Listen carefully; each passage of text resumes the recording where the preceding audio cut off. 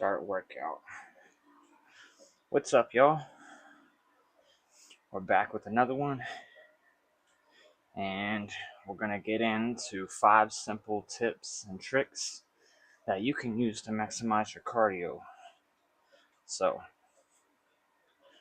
without further ado, I'm gonna get right on into it. Let me make sure my audio is working here. Everything's picking up. Check. Yep, we're good. Alrighty. Tip number 1 is to start off slow. Now, a lot of times when we start something, or when we've been out of something for a long time, we like to just jump right into it and try to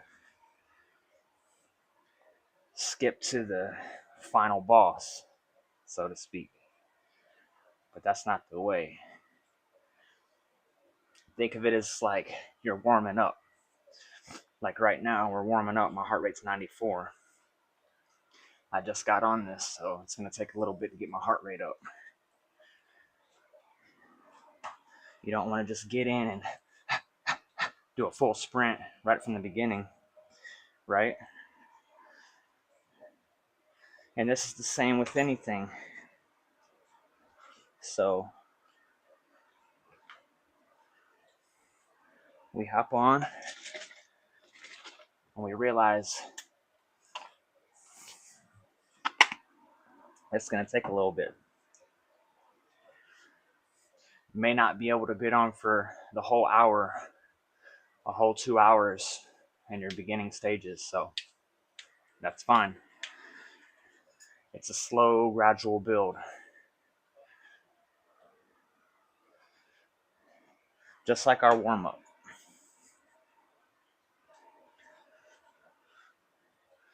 So we stick to it, and we slowly get in the pace.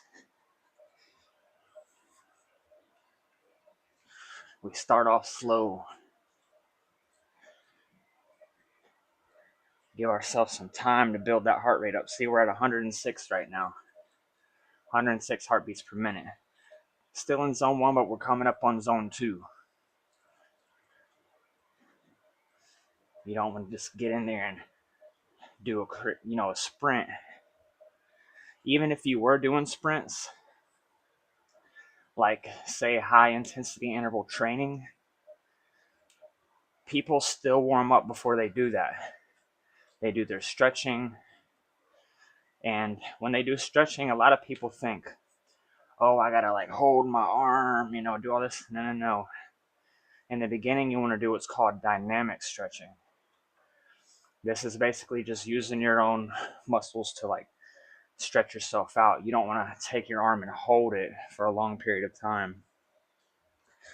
So we do dynamic stretching. Because if we do static stretching in the beginning, that can impact our performance and we won't perform as well. That just doesn't go for cardio, that goes for weights as well. A lot of people use cardio to warm up for weights, which is fine, but you still want to do a little bit of dynamic stretching before you start. So this comes with starting slowly. Step 1. So, give yourself some time to build up that pace. Right now, we're at 115, 117 heartbeats per minute. We've done a fair warm-up. It's already 5 minutes in. I feel like that's a good amount of time for you to warm up. A nice little 5 minutes in zone 1. And we slowly start to build up to zone 2. Like right now, we're in zone 2 at 119 on the heart rate. And zone 2 is pretty much where we're going to hang out for the majority of our ride anyway. So zone 2 is a zone that you'll be able to hold on a conversation like I'm doing now. You're not too out of breath. You're not too exhausted. Zone 3, you can still kind of talk, but there's a little bit more breathing. Your breathing's a little bit more labored. So before we hit any of those zones, that very first trick is to start off slowly.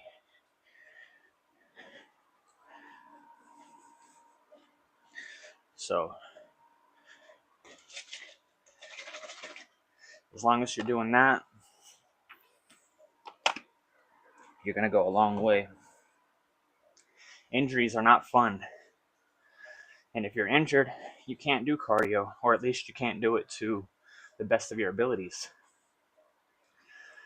And we want to get the most out of every session that we do, whether that be cardio, whether that be weights. In our everyday lives, when we're just doing something, say we're cooking, say you're at work, you want to be performing at the best of your abilities. So the way we can do that is by preventing injury and just starting off slowly. Even in a game, you play a game, and say it's a single player game, you start off on level 1. You just don't skip to the final boss and say, hey, I beat the game. If it's a new game, you're not experienced with it just yet, you want to warm up. Playing guitar, same thing. You start off warming up. It takes you a good 15 minutes, at least me in my case, when I'm playing guitar, to warm up. And once I've warmed up,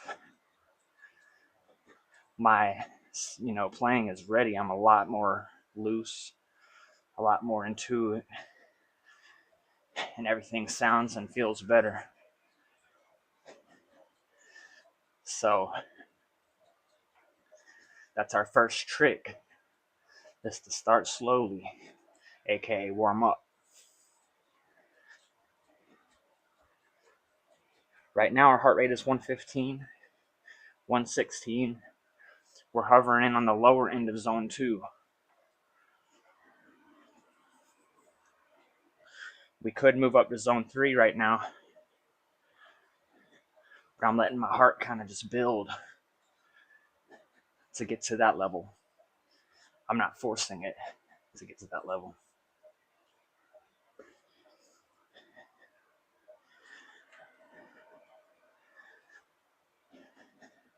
So it's really important to manage your workouts this way.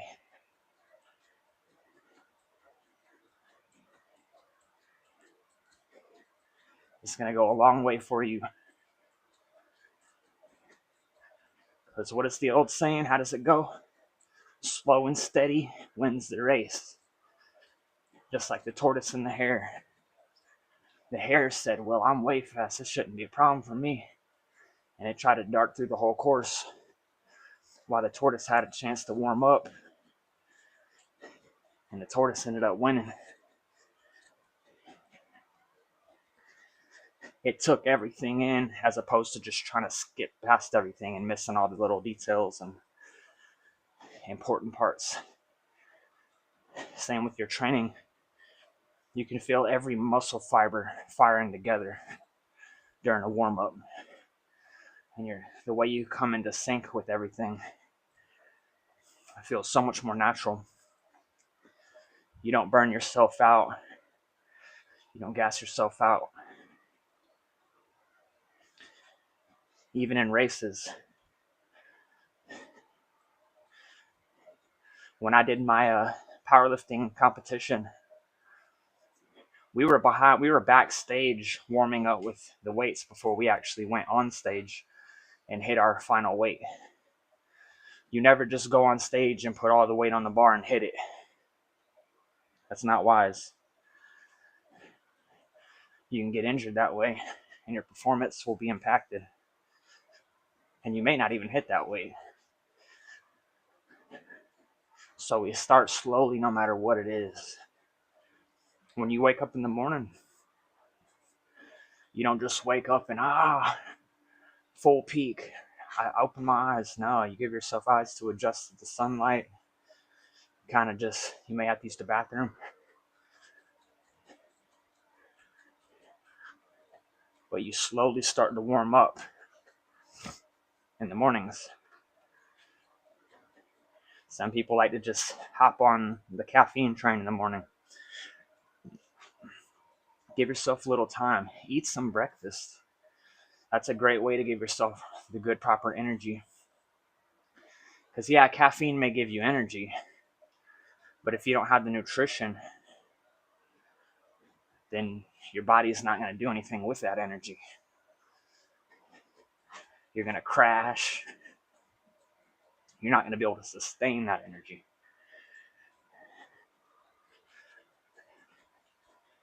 So we're going to give ourselves time to warm up here before we get to our peak. I'm going to grab these weights here and start holding these up and increase my heart rate some. Because we're still on the low end of zone 2. And we're about 11 minutes in.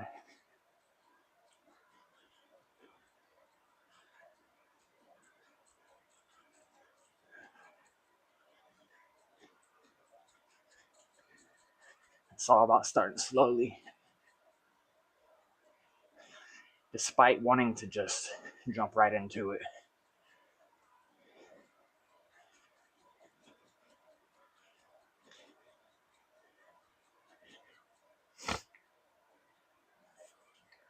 Right now our heart rate's at 126. Just by picking those weights up. And these are little 3-pound weights, y'all. You don't want to carry, like when you're doing cardio, you don't want to have no 25s, 30s, 40s, 50 pounds in your hands. Because we're going to be here a while.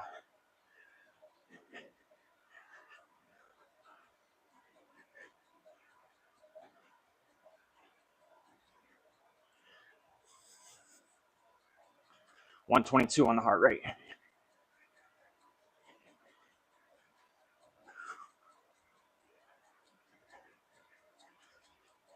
We're giving ourselves a nice little warm up here. Stretch my arms out with the weights. Allow that blood to circulate. That's why we swing our arms back. We don't really hold on to the bars like that. You want the blood to go through all parts of your body. We're at 133 right now. That's just hit zone 3. So I think it's a good time to share the link to live. Excuse me.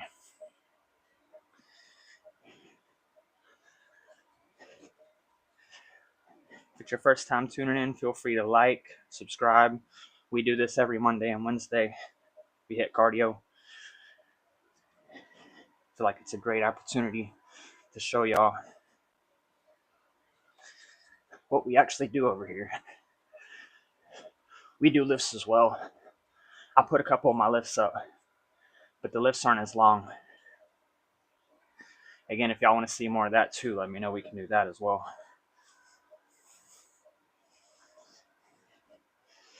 Share that link. There we go. Cardio time initiated. And this is 5 simple tricks to maximize your cardio workouts.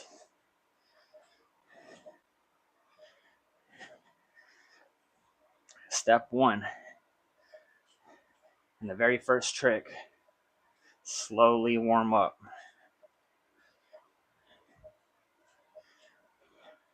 And while it may seem like common sense, some people don't approach training. They don't do training with a practical approach like that. They think, oh, no pain, no gain. I got to do it all now, here and then. Well, don't be upset whenever your training isn't serving you that well, because you want to train how you want to train, as opposed to training the way that people have been doing it for thousands of years.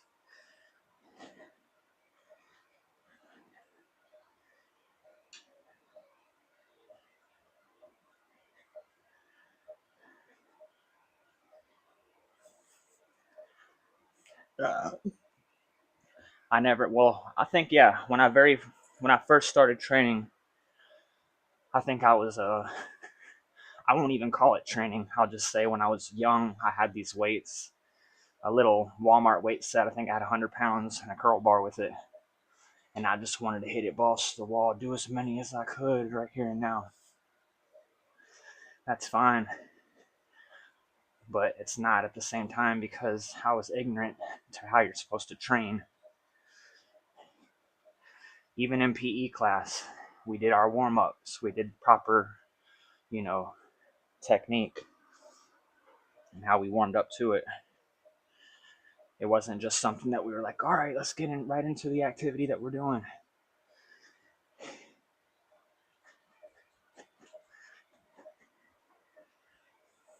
Even with your nutrition, if you're used to eating bad and stuff like that, you're not just gonna cold turkey quit all those bad foods and bad drinks at once. You may just have to do slowly, one at a time. That's what I did. My very first thing was cutting out sugary drinks. Things like Kool-Aid, sweet tea, soda, Hawaiian punch, juice, things like that. Cut that stuff out. And I slowly worked on cutting out fast food. I didn't cut it all out at once. What I did was I saw how many calories were in it, and it helped me realize like how many calories I was actually eating from fast food. Way too many. So then I still ate fast food, but I ate the proper amount of calories from it while getting the protein. And I realized how small the volume in that food was. Like, wow, I'm only allowed to have this one little sandwich for 500 calories. I'm still hungry. So what did that do? That propelled me into the state of, well, how can I make this meal have more volume, be nutrient dense? That way I get full and I get the nutrition I need. And I save money because I don't have to pay someone else to make it.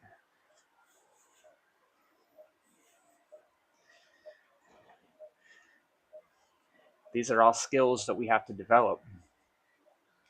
How to cook, how to create meals and design meals so that we like how they taste and they serve us in the nutrition department.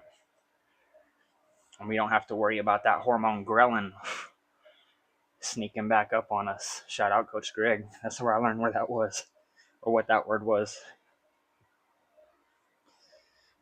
Ghrelin is basically the hormone responsible for us being hungry. So if you feel like, man, I'm hungry all the time, I just can't stop eating. Well, what type of foods are you eating?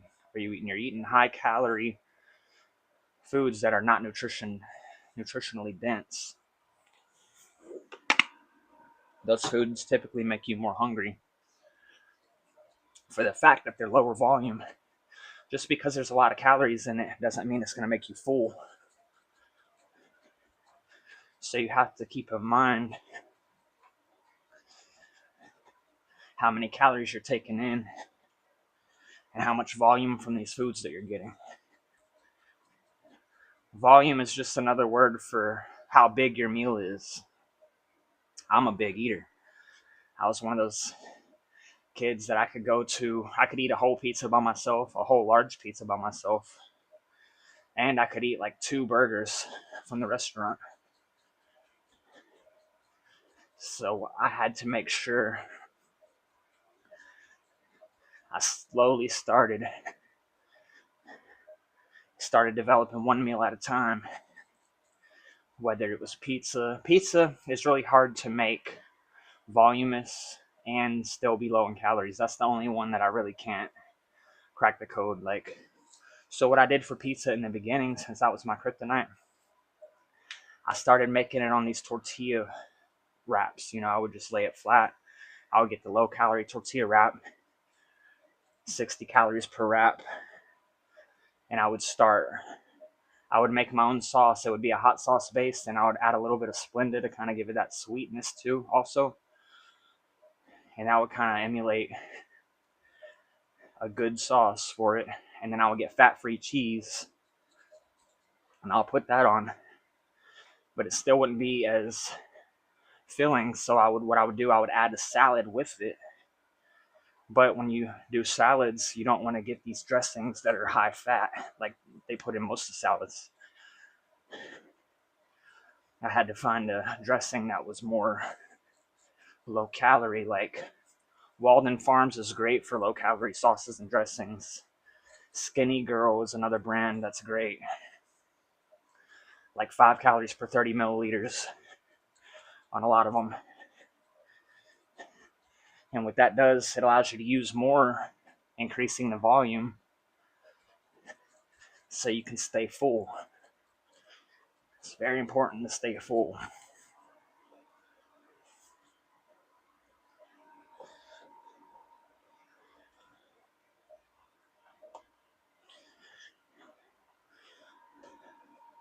But yes,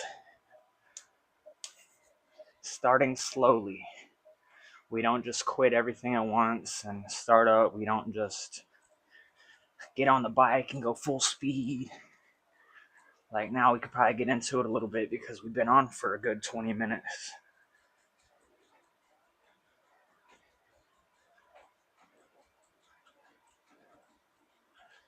But you want to start slow when you're training. If you're not used to biking, you want to get into the groove of it. You want to find out where you are initially. That's why they have what's called in school prerequisite tests. It's not saying you did bad or good, it's just giving them a chance to see where you're at and where you should start, what you need to work on, where your strengths, where your weaknesses are. And then you can develop a sort of a training program as to strengthen your weaknesses and build off of your strengths. So think of it starting as like a prerequisite if you're just now starting training. Everyone starts at a different spot. Depends on your experience level, your age, your weight. You have to factor all these things in. And your start, your warm-ups may look different than the next person's warm-up. Never try to emulate another person's warm-up, because they may have just been doing it a lot longer than you, have more experience and such.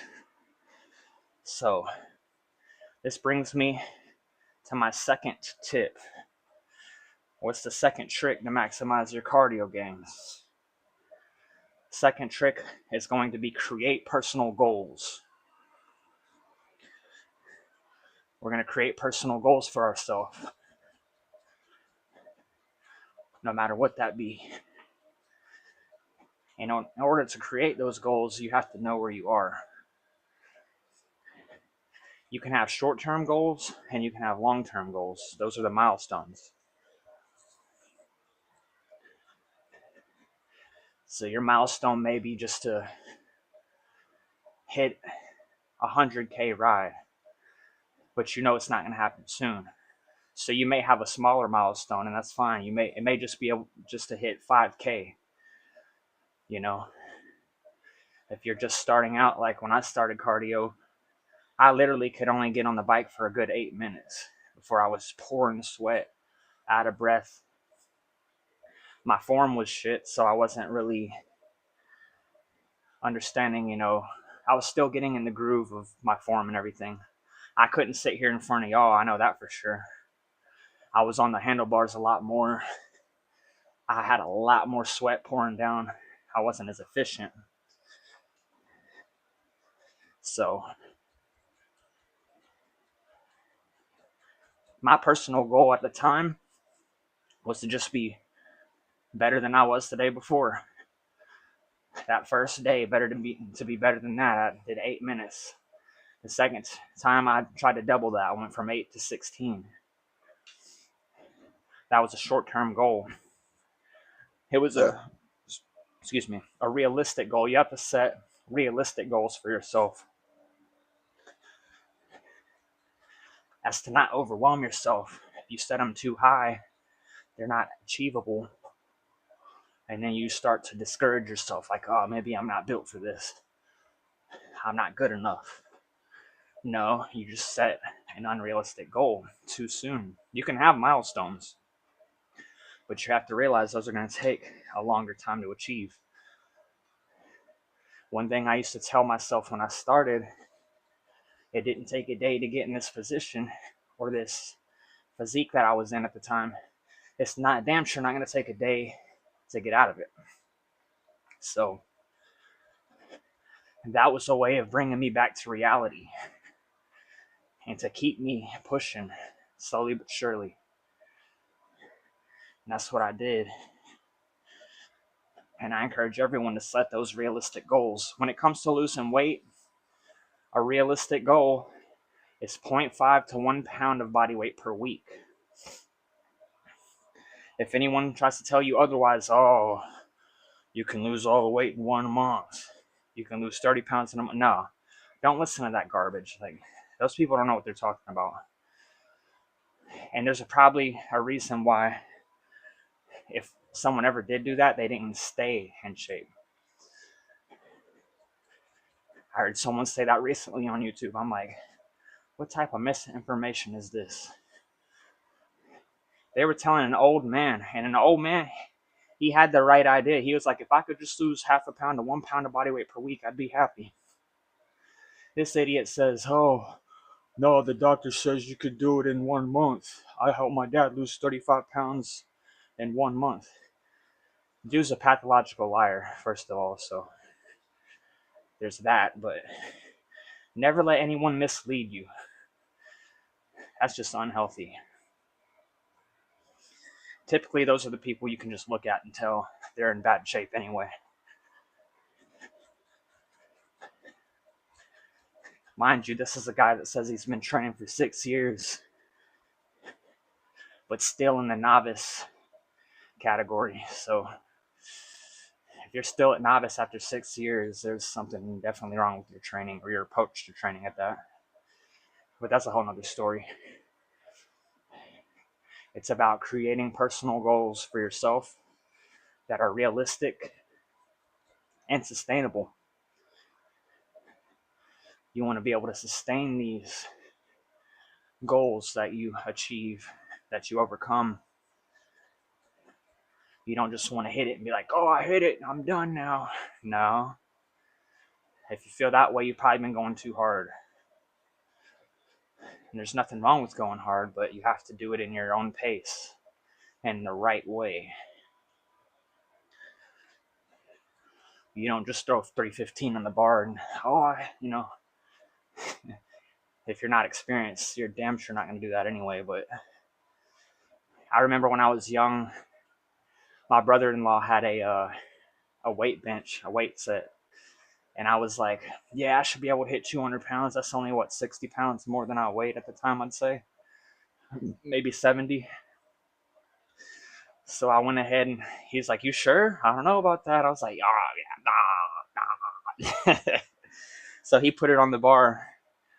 And I'm like, all right, let's go. I pick it up. That shit went straight to my chest. And I was like, ooh.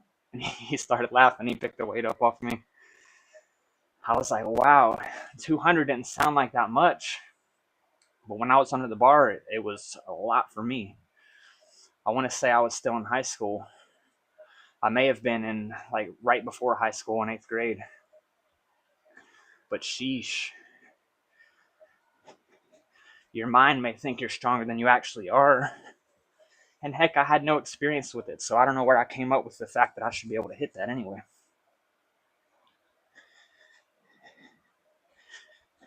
But creating realistic goals. 200 pounds for a beginner. Some people, can hit it depending on if they've been active a lot longer in their life. If you've never really been active, you've lived a sedentary lifestyle, 200 pounds can be a little bit more for for you to achieve. Others, it may not be that much. If they, came up playing sports and stuff like that. It'll take you a little bit to get there. And it depends on your body weight as well. I think if we go to strength level right now and we look at body weights for the bench press and what you should be able to realistically hit, I'll tell you right now, let's go for the male bench press. Say if you're 140 pounds, a beginner level for that would be 83 pounds on the bench press. That's not, a whole lot, but for that weight it is. If you're 230 pounds, beginner will be 165.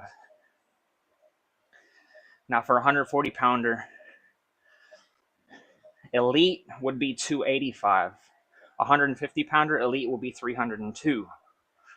You weigh less, and mass moves mass. So if you weigh 230 pounds, elite's going to be 425. Advanced is going to be 350.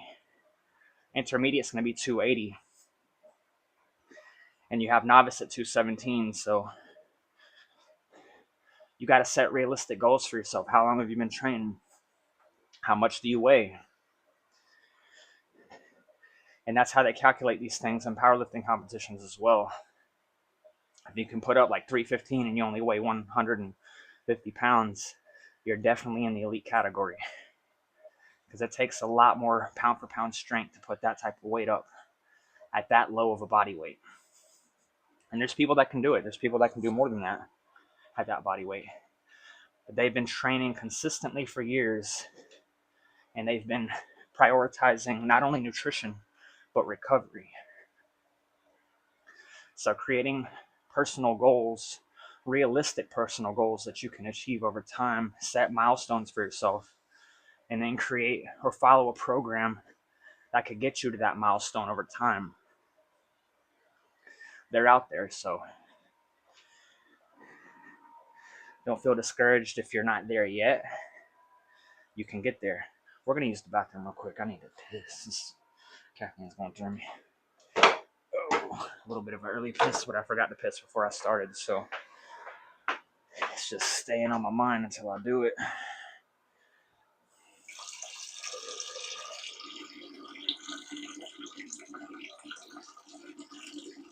Get all that stuff out.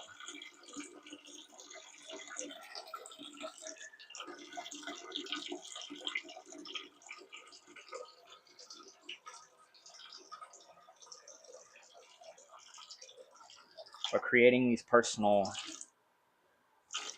goals for yourself is going to be very, very important when it comes to maximizing your cardio workouts. Not just cardio, anything in life. You'll realize a lot of these themes relate to one another. So in all aspects of life, training can help you in a lot of ways in your everyday life.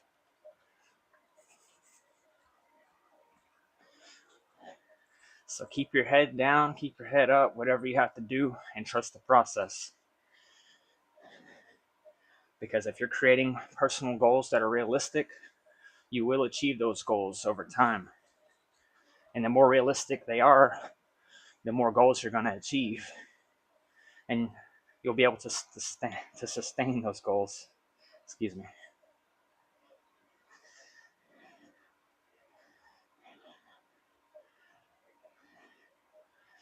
Someone just asked me what's for breakfast. Me, I've been eating the same breakfast for over 5 years now. And that's basically oats. I do have my recipe of oats. I don't know if I'll be able to link it or not in the live. But you could just go to my video section. And the title of the video is Nutritionist Shares Recipes. So you could check that out. I've been eating that same recipe now for over 5 years. And a lot of people say, how do you eat the same thing for that long? Well, to me, it kind of gets different because when I add a different scoop of protein powder in, it changes the flavor up, and I'm cool with that. But I mean, you look at a dog or a cat too, And nobody ever questions, oh, how do you eat the same thing every day as a cat or a dog? I mean, hey, they're a part of the family too. People cry whenever they lose an animal. So, I don't look at myself really any much different in that aspect. I do have, slightly different things for lunch and dinner, but a lot of times, say for the past 2 weeks, I've been having like the same thing for lunch and dinner. It's been turkey burgers. And I can eat that for weeks until I get tired of it, and then I'll eat something else. I'm not very picky in the sense that I need to keep switching up what I'm eating all the time.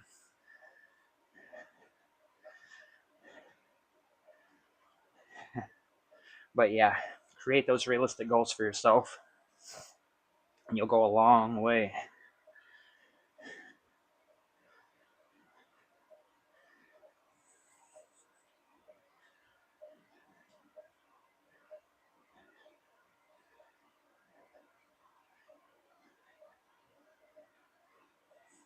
Oh, excuse me.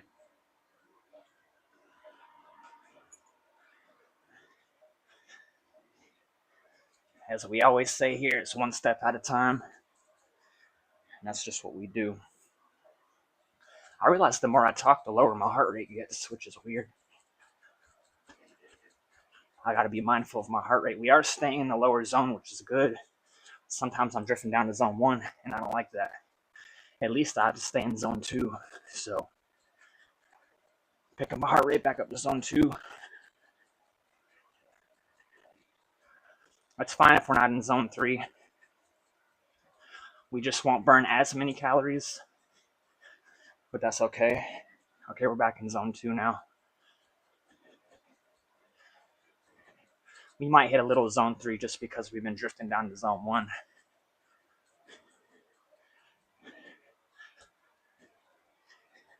Get that blood flowing up to the upper body and such.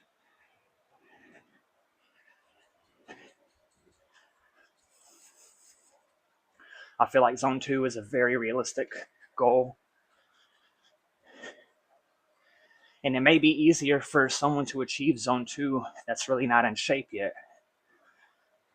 because they're already naturally going to have a higher resting heart rate. If you've never done cardio or you don't do it consistently, just when you rest, your heart rate's going to be higher because it's not used to that continuous, consistent training.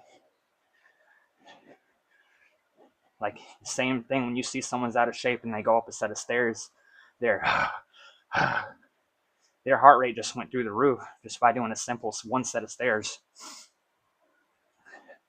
Someone like me who does 80K twice a week, I used to do 100K every other day. I have a much higher VO2 max. So for me to get my heart rate up takes quite a bit. This right here may get someone's heart rate up to zone 3 or zone 4 if you're not trained very easily. So I have to strictly monitor my watch and see where I'm at. We're in zone 2 right now. So that's where we want to be, zone 2. So the better you get with cardio, the more you have to assess your personal goal. Like, okay, I perform better now, so I need to challenge myself a little bit more to stay in that same zone that I was in before. 124, I'll keep these weights in my hand.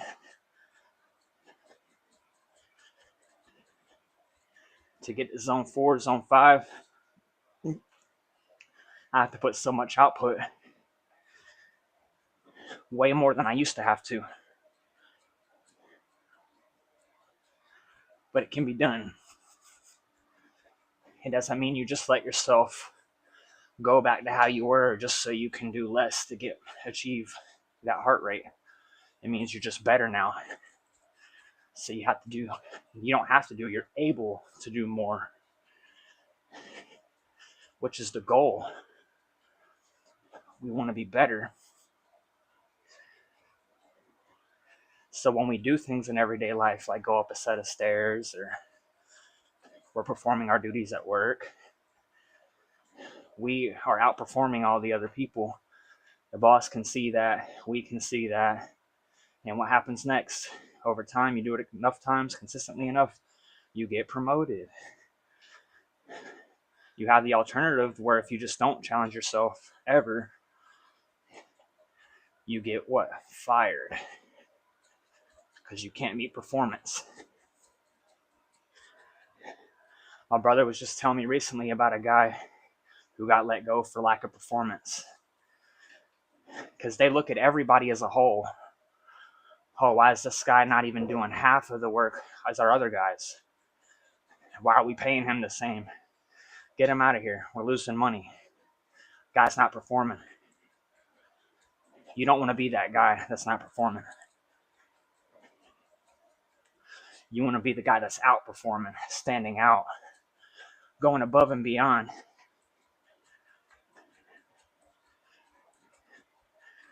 That way, when that boss comes up to you, it's like, hey, we want to have a talk with you. And you're all like, huh? Say, you've been doing a really good job. We've been thinking about giving you a raise. I see. I'll take it. I earned it. So create those personal goals for yourself.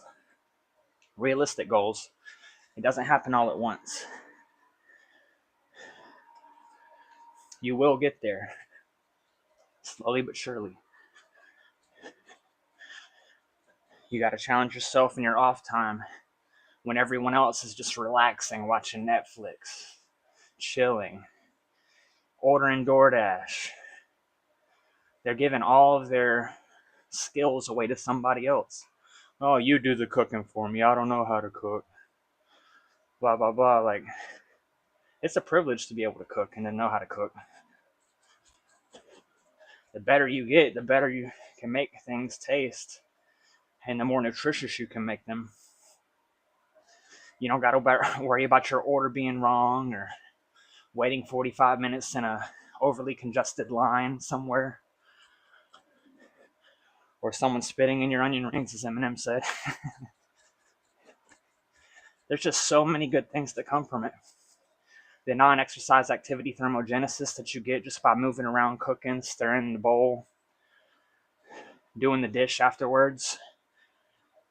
You're burning a little bit of extra calories by doing that. If you already don't know how to cook, you're creating those personal goals. I'm going to learn how to cook. I may not be a 5-star chef, and I know I'm not a 5-star chef, but I can make things taste really good.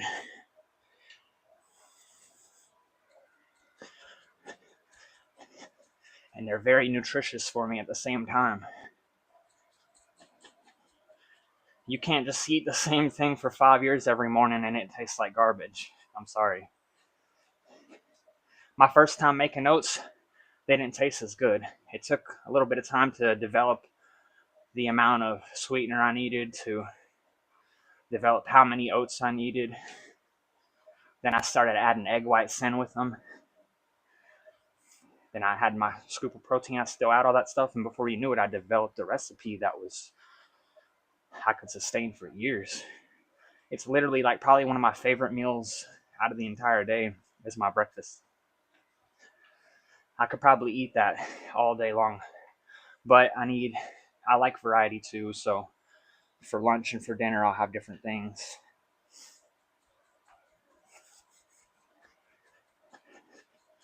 Which is very good. As well, I created my turkey burger recipe. I can have 2 of those burgers for the calories of 1 burger at McDonald's or Wendy's. And they taste just as good, if not better. I honestly think they taste better because you get more meat. Who wants that little thin ass patty full of fat? You know, they make them that way because, first of all, they use the fattier cut of meat because what? It's cheaper. So they can maximize profits. When you're cooking for yourself, you can choose the leaner cut meat. Whether you get ground beef, you can get the leaner cut, or if you get turkey burger like me, it's already leaner. Turkey's leaner than red meat. so you can add more meat in there. When I use cheese, I use the fat-free American cheese. It's like 30 calories per slice as opposed to the 60 calorie per slice if you get the full fat.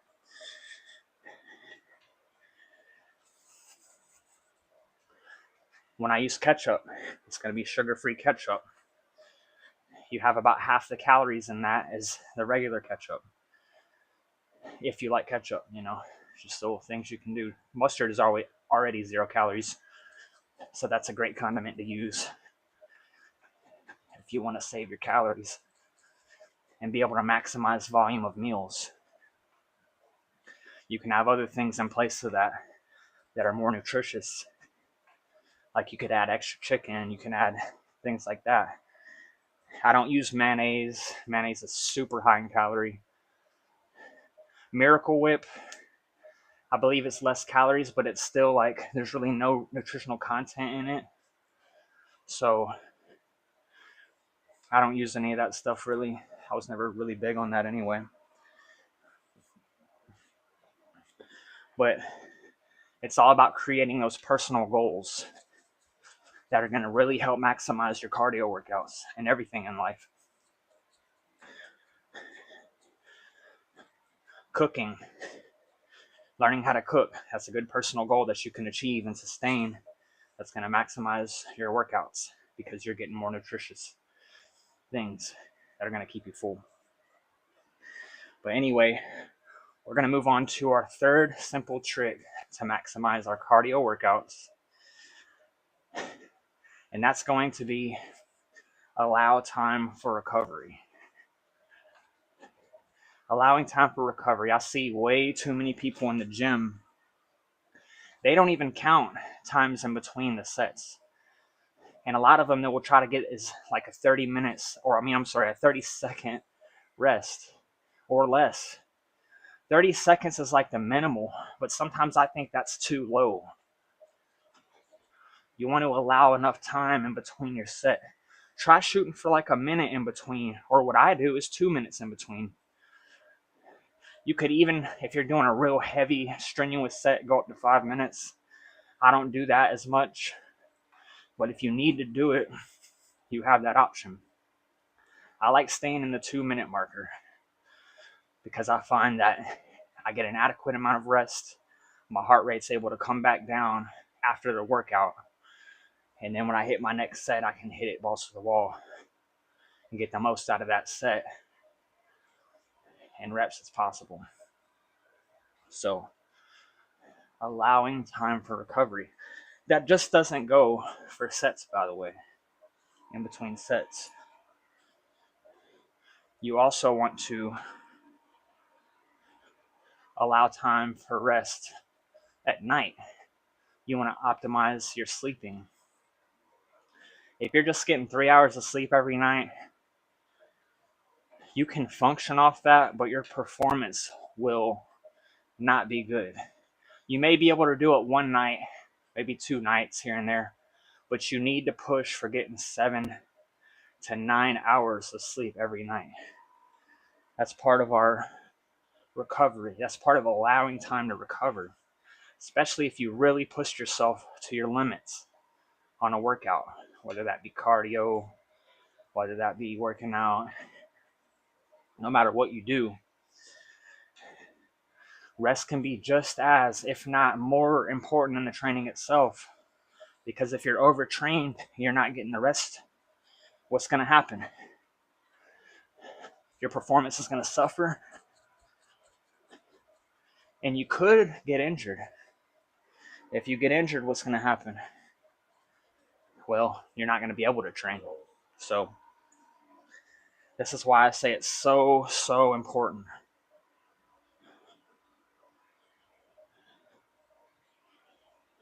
to optimize your rest.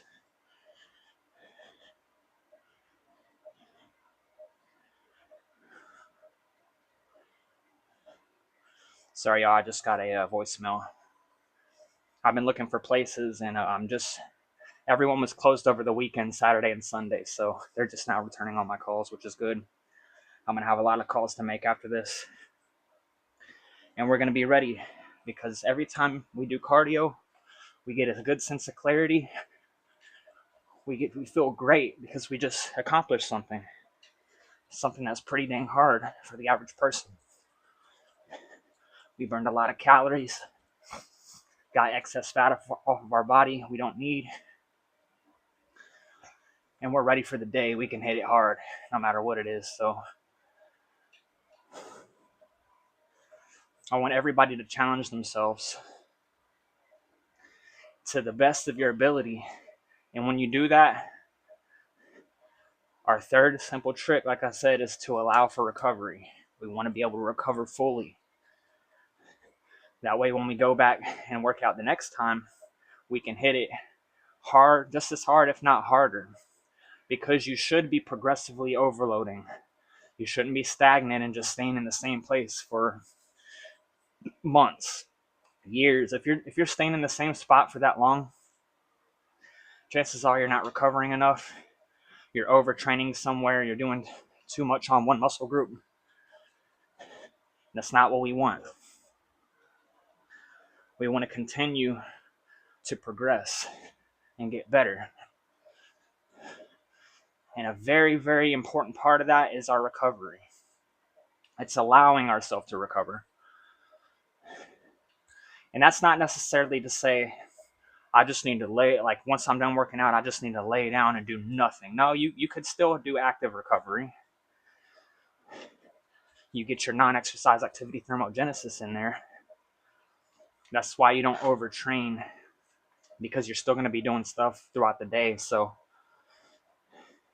you train to your limit, but you don't go beyond that to where you won't be able to do anything for the rest of the day. I'm getting all these calls now. It's all right. I'll hit them back.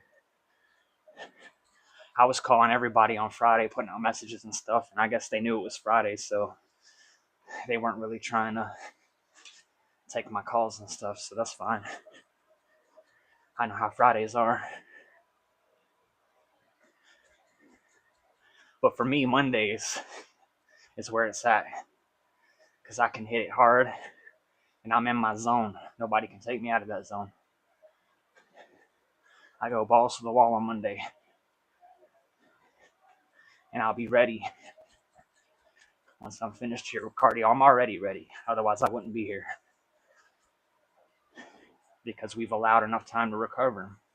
Our third simple trick to maximize our workout. I got a good amount of sleep last night, 7 to 8 hours. If you're not getting that consistently, chances are you're probably not going to be able to perform at your peak. And we all want to perform at our peak.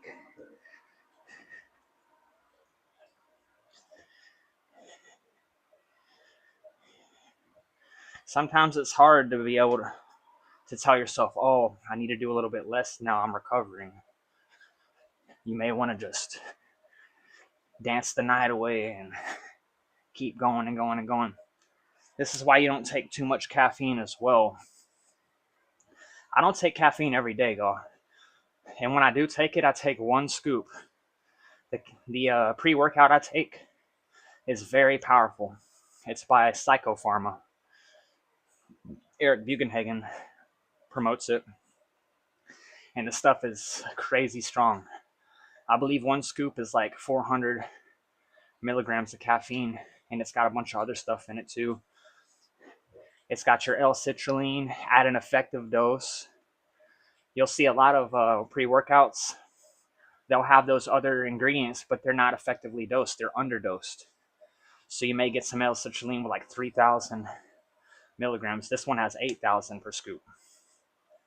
So I recommend you do research on which pre-workout you're getting, and if the ingredients in that pre-workout are effectively dosed. Otherwise, you're just going to be wasting money, and you're not going to be getting good performance at the same time. So I do recommend Psychopharma. My buddy Dan also had a really good pre-workout. I don't think it's on the market anymore, but it was called Titan by Parker Performance Supplements. Everything was effectively dosed at the right dosages. Super good pre-workout. So yeah, make sure what you're getting is effectively dosed, and make sure it tells you the milligram on each ingredient, because a lot of these places now will do what's called proprietary list, and they'll put all the ingredients in one, and then beside it they'll put like the milligram of all of them combined. That way you don't know how much of each is in it, and that's a shady tactic to underdose a lot of times. So never trust those pre-workouts that have proprietary blends.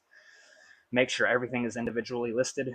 That way you can research if they are or are not at an effective dose. So there's all kinds of shady tactics that businesses like to pull to maximize their profit. Kind of how we're doing tricks here to maximize our workouts. But you don't want to cheat yourself. You can't cut corners like you in this like you can in business.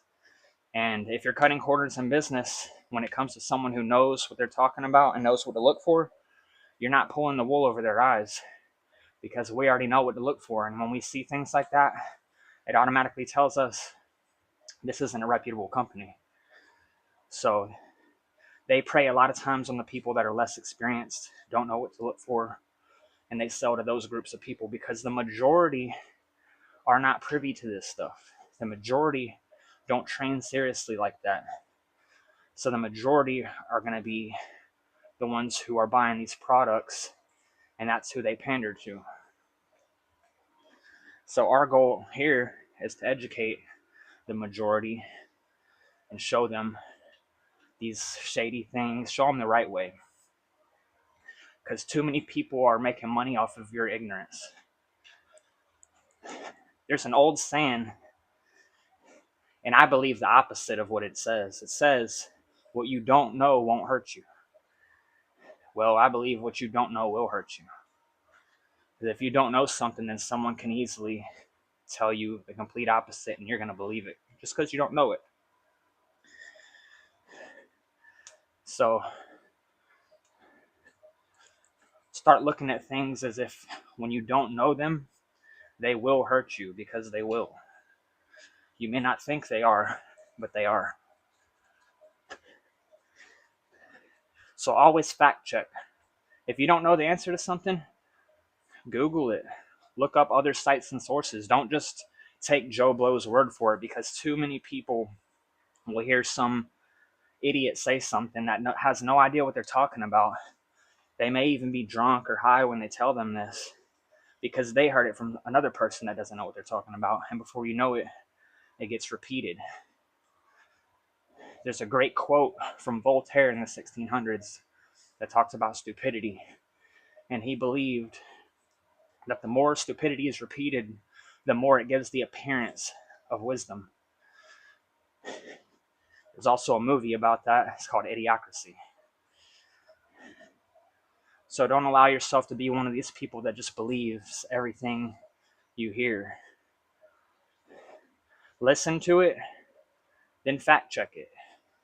Type like, hey, type the same exact thing that person told you. And if you're coming back with multiple sites and sources that say otherwise, maybe that person was wrong, and maybe you shouldn't just listen to everything they say, because there's too many people that are ignorant nowadays, and it's not going to serve you.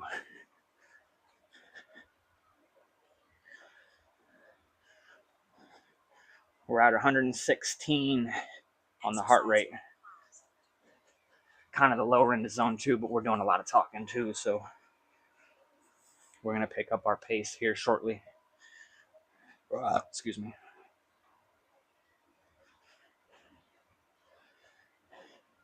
But it goes back to my point.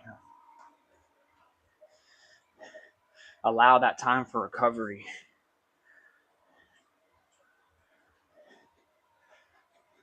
Give yourself the ability to bounce back.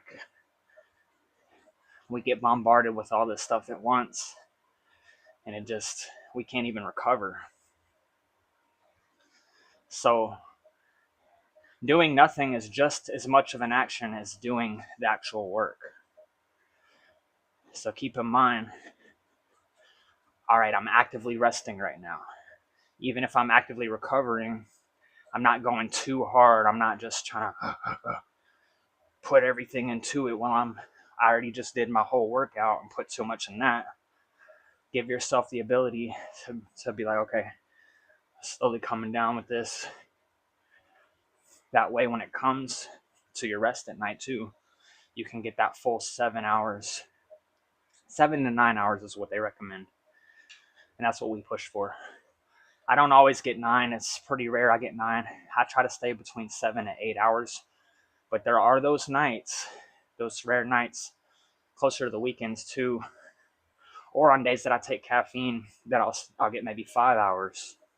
I rarely get 3 hours. But I've had a couple nights where I get 5. But that's fine as long as you're not doing it every single night. You have to allow yourself time to recover. It's a super simple but very, very important part of training that a lot of people overlook. They may take way too much caffeine, and contrary to popular belief, it will affect your sleep. It will affect your heart. I heard someone say, oh, it's not going to do anything to my heart. Okay. Talked about taking 7 scoops. No. Guys, girls, don't ever listen to something like that. I don't know where some of these people get off. They do no research and think, oh, I did it one time. You can do it. Like, you're not going to sustain that. I think the person was lying anyway, because just about every other thing that comes out of their mouth is a lie. Dangerous for the public. And you're not going to recover at all. So give yourself that ability to recover, and you'll be fine.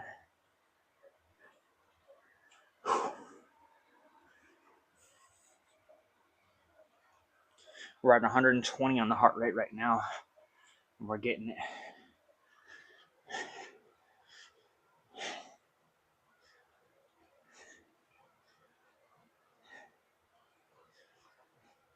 But allow that time to recover. That way, when you're doing this training, you can do it at your utmost, your best ability.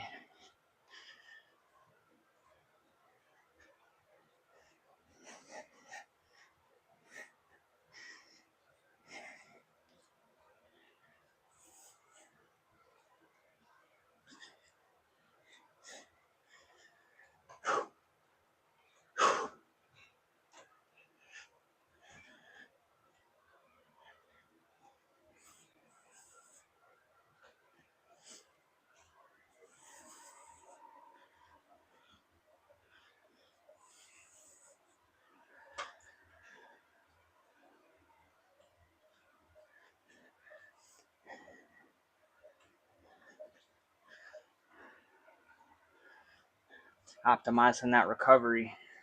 It's one of the top things we can do.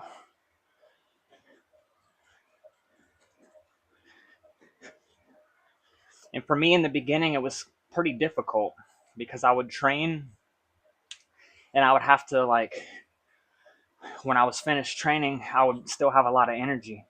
And I would have to tell myself, oh, wait, we're getting rest right now. Like, I was trying to sprint upstairs all the time. And, like, because you get a lot more energy, your performance goes up, and you want to start, like, doing things at a higher level. That's fine. You can do that. But be mindful, too, of, like, all right, rest is important. I just went really hard on this exercise. And I know I can go above and beyond and do this way faster. But let me just dial it back a notch during rest. That way you're allowing those muscles and everything to repair. So when you come back the next day, you may hit a different muscle group, which you should be doing. You shouldn't be hitting the same muscle group every day. You shouldn't be doing cardio every single day. You want to give a good day, maybe even 2 days in between, depending on your ability to recover. And that's why I also take a supplement. It's called NMN. nicotinamide mononucleotide. It can help you recover faster in between sets and things like that. It can also increase your cardio performance. And basically all it is a form of vitamin B3. So it's nothing crazy. I don't believe you can find it on Amazon anymore. They banned it off Amazon, but you could go into a GNC and get it, or you can get it online. I like GO2 Max. It's one of Greg Doucette's supplements, and it can really help improve your endurance and resting in between sets. So your recovery in between sets, rather. I'm sorry. So don't sleep on supplements, y'all. I recommend taking a multivitamin, obviously. I recommend I like taking a mushroom complex. I take fish oil. Fish oil is really important. Not enough people eat fish or seafood. So fish oil is a great way to get those omegas in that you need, omega-3s precisely. I believe hemp seed is also a good form of omega-3, but I just like taking the fish oil. I take NAC, and those are like the main ones that I take. Yeah, those are the main ones I take. I will make a video showing you all the supplements I take as well, so it gives y'all an idea. The multivitamin has a lot of the stuff, like the vitamin D. It's got the vitamin C, and you can also use with this. There's an app called Chronometer if you just want to take and see where you're at, because our diet's also going to give us a lot of vitamins and nutrition, vitamins and minerals. So if you want to just add into that app what you're eating on a daily basis, you can backfill the vitamins you actually need instead of taking an entire multivitamin or whatever be the case, which means you can optimize your nutrition.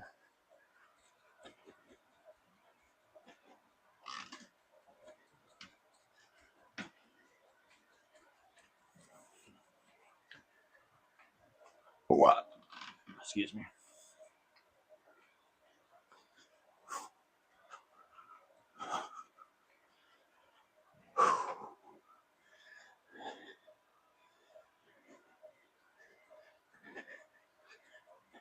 Getting our zone back up. We're at 127 on the heart rate. We might hit a little bit of zone 3 for a hair, not too much.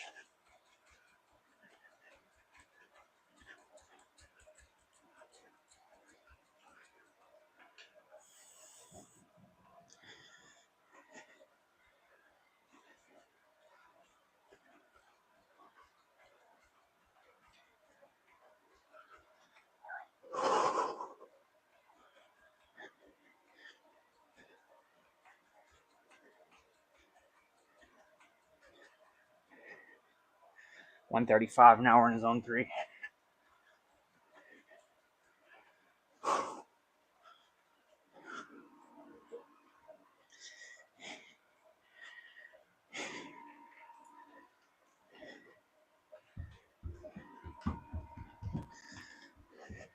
So definitely optimize recovery.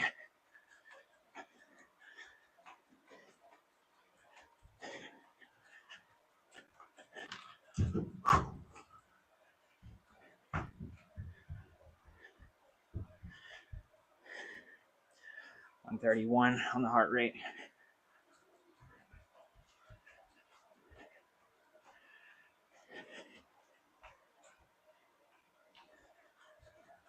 We've been in zone 1 a little too long on this ride, but that's fine. We're picking it up. 140 now on the heart rate. The more I go on with the talking, the more my zones start coming down. So I'm going to focus on keeping my zones high and still being able to talk. It's a skill I got to get used to. We've only burned 500 active calories in 70 minutes. So that's less than 500 calories per hour. 500 calories per hour in 10 minutes now. But we're going to bring it back up being in zone 3. So by the time we hit 2 hours, we'll probably be around 1,000. I'll just focus on zone 3 for a bit.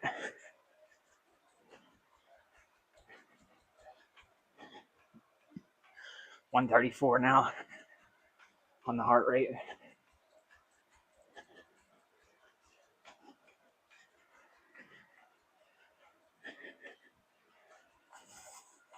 Get that blood flowing through the arms.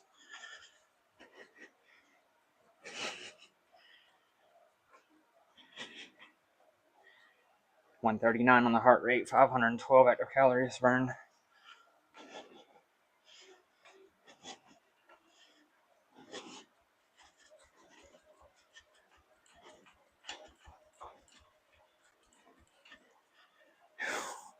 $150 on the heart rate. That's zone 4 for me.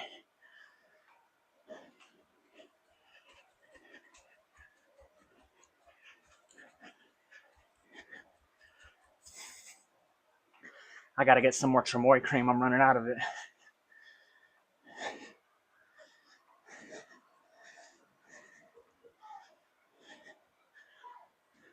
$520 active calories burned. So we're closer to 500 calories per hour.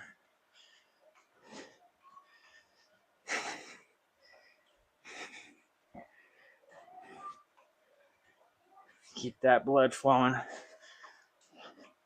through all parts of your body, your shoulders, your back, arms.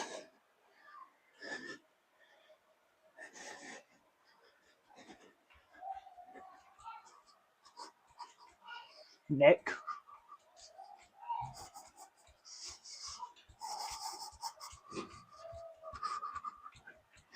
That's why I hold my head up too, to get that stretch in my neck going. 151 on the heart rate. We've been in zone 4 for 49 seconds. 530 active calories burned.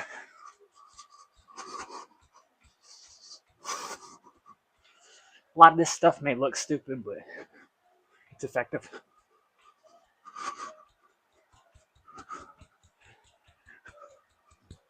It's not about how it looks, it's about how it feels. 152, there we go. 533.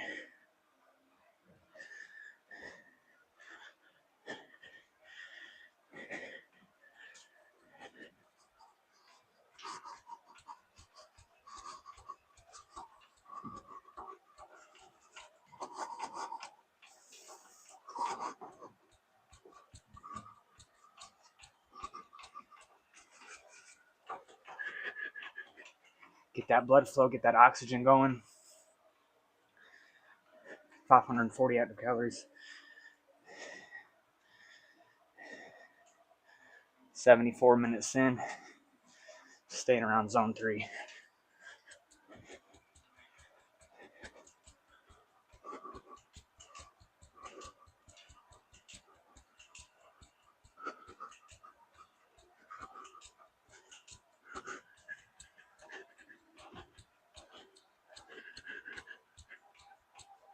All right.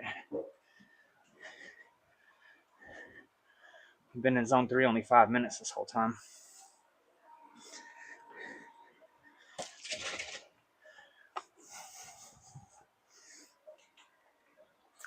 Electrolytes.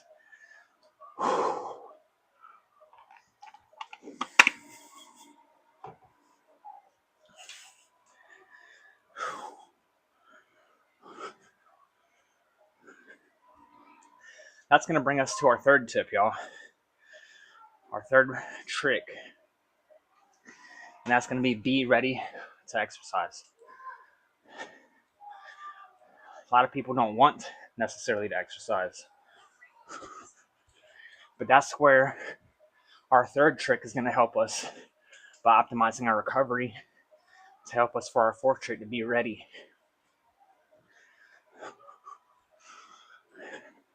Being ready is more also than just being mentally prepared. It's also being physically prepared. It starts with the mental, because everything comes from the top down. but you also got to be physically prepared. So for me, cardio, I know I do longer rides. I have to tape my toes up so I don't get blisters. I got to get the chamoy cream so I don't get rashes. I got the cycling shorts if you're into cycling. If you like running, you need to get the running shoes. Be ready to exercise. Don't give yourself reasons. Oh, I don't have this. I can't do that. Have the right workout apparel.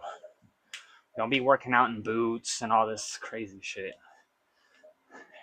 It doesn't take any time to just switch and get the right pair of shoes and get on what you need to get on with. If you're doing leg workouts, get you some flat-footed shoes. It's going to go a long way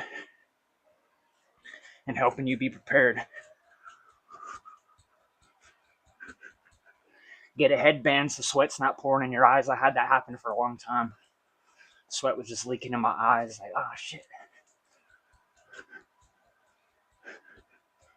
Be ready. Have your proper nutrition before you start. When you wake up in the morning, have some good complex carbohydrates and enough protein so you can sustain that energy.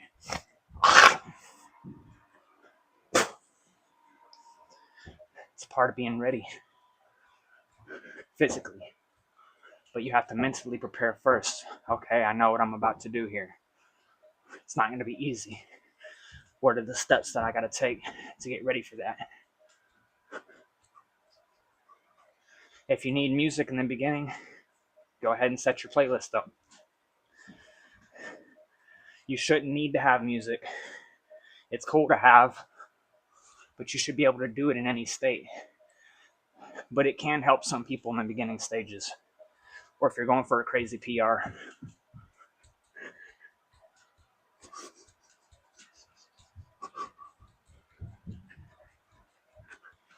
In the beginning, I couldn't see myself doing cardio without music. But the more I started doing it, the more I'm like, I don't really need this. I could just sit here and stream with y'all. But I would have my music blaring, trying to just give me a proper zone to be in. But the more you do it, like I said, the more you understand what your heart is, what your heart rate's doing, how it feels in certain zones. We're at 133 on the heart rate right now, 582 active calories burned.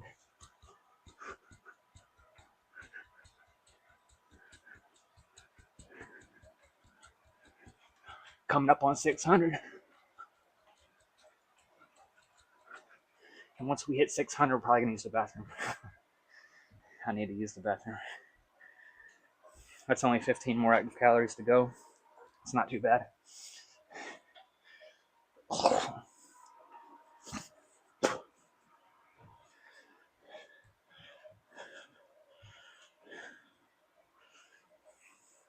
But be ready to exercise. That's our fourth trick to this.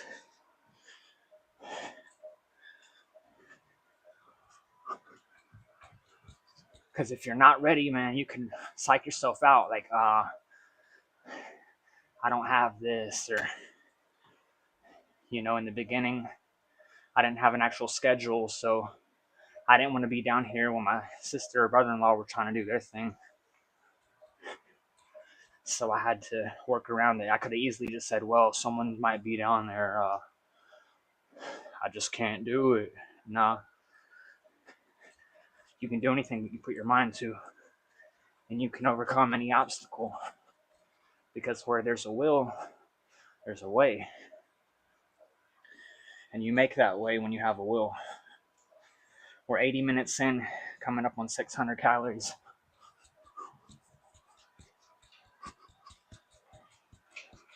I'm going to pick it up here.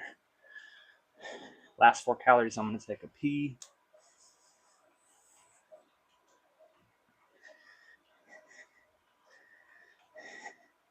And we're going to jump right back into it. 598, 599, and 600, about Now, go ahead and slow this down some. Use that bathroom. Whew.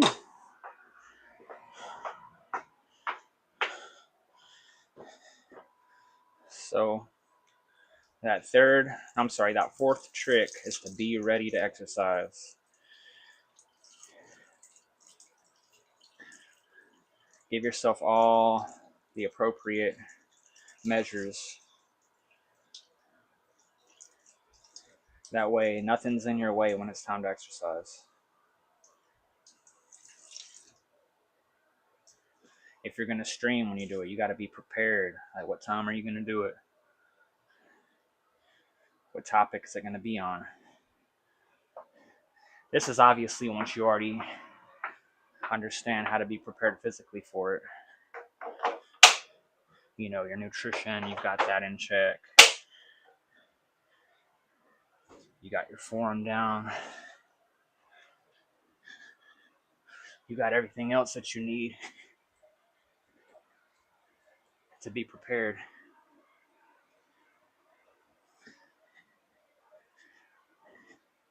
You've allowed yourself time to recover. That's a big part of being prepared.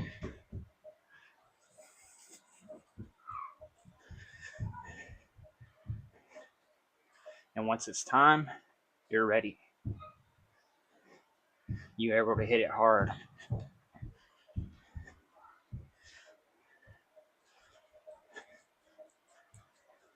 So always be ready to exercise when it's time.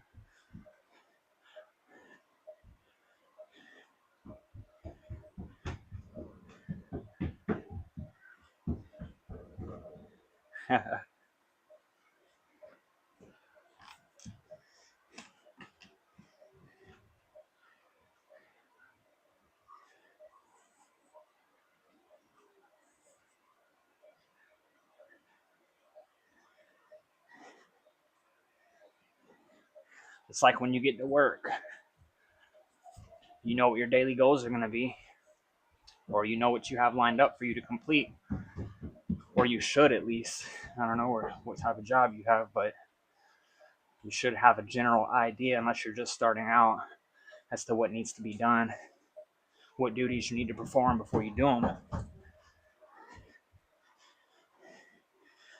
And the more you stick with that and keep doing it,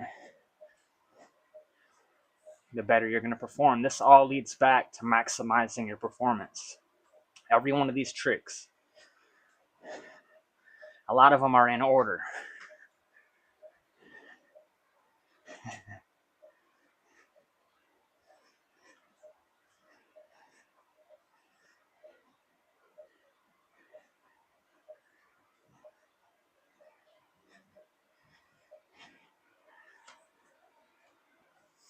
So being ready mentally, physically, have everything lined out in front of you. Before I start my cardio, I've got my chamoy cream, I got my cycling shorts, I've got the socks that I use, and I got my little toe tape. If you want to use toe caps, that's fine too. Because those, rashes and blisters, if you're not using tape or you're going for longer sessions, that can mess you up for the next time you do cardio, or say you're going to work. Now you have rashes on your feet.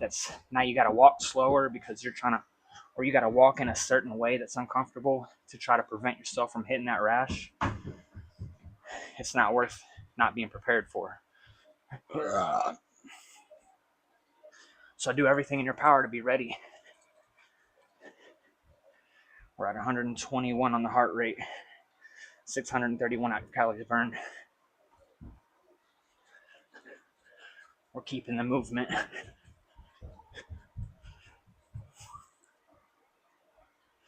Moving well right now.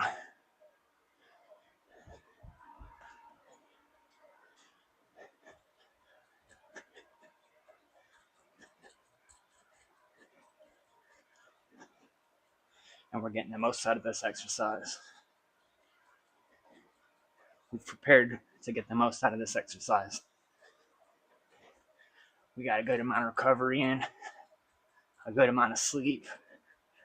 We got some good nutrition in this morning. And we got all of our necessities when it comes time to do cardio. If you're doing cycle, you got to learn how to get your seat height right, get your bar height right.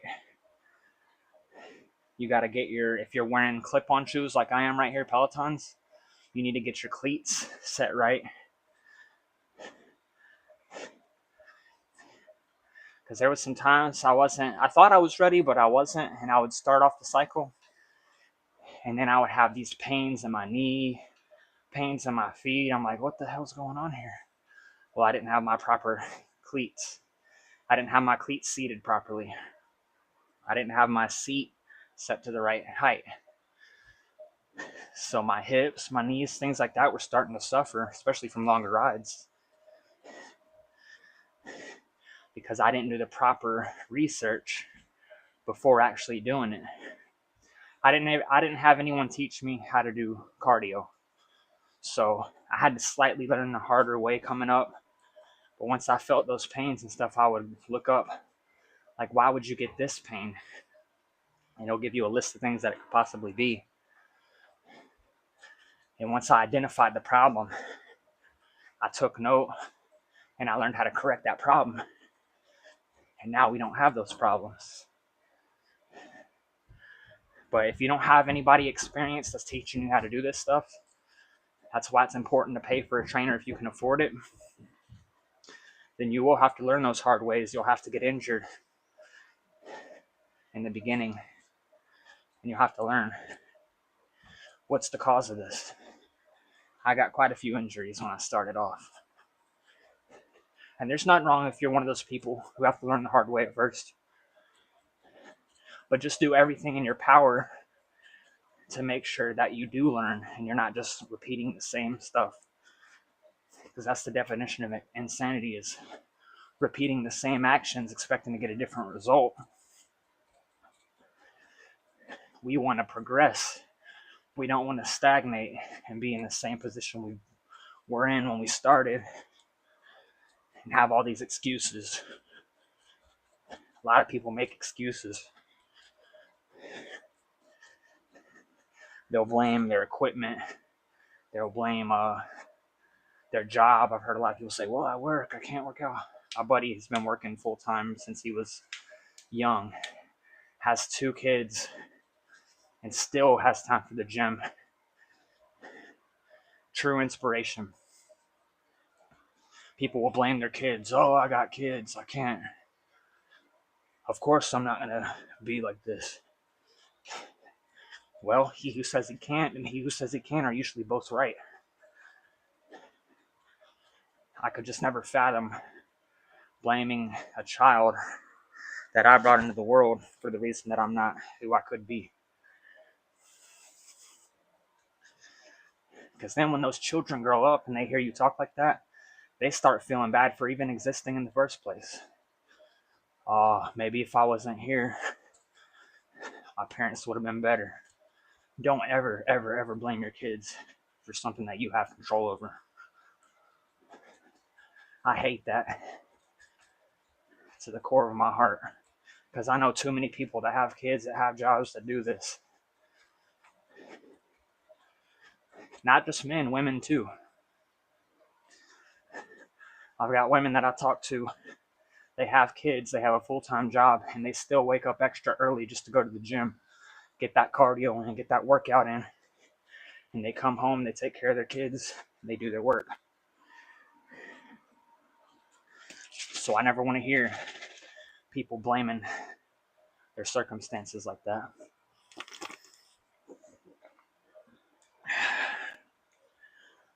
Coming up on 700 active calories burned, 1 hour and 30 minutes in, 132 on the heart rate. That's zone 3 for us. We've been in zone 3 for 10 minutes now.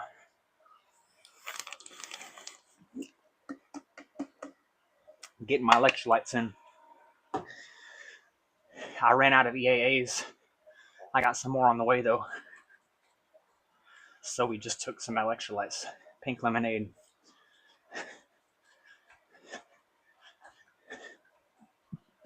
But Again, back to the fourth simple trick to maximize your cardio. Be ready to work out.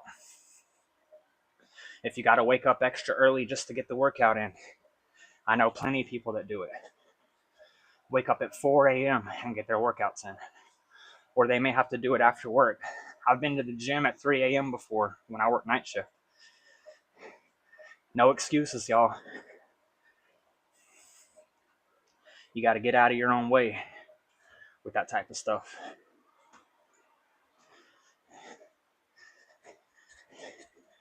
It's so easy to make an excuse.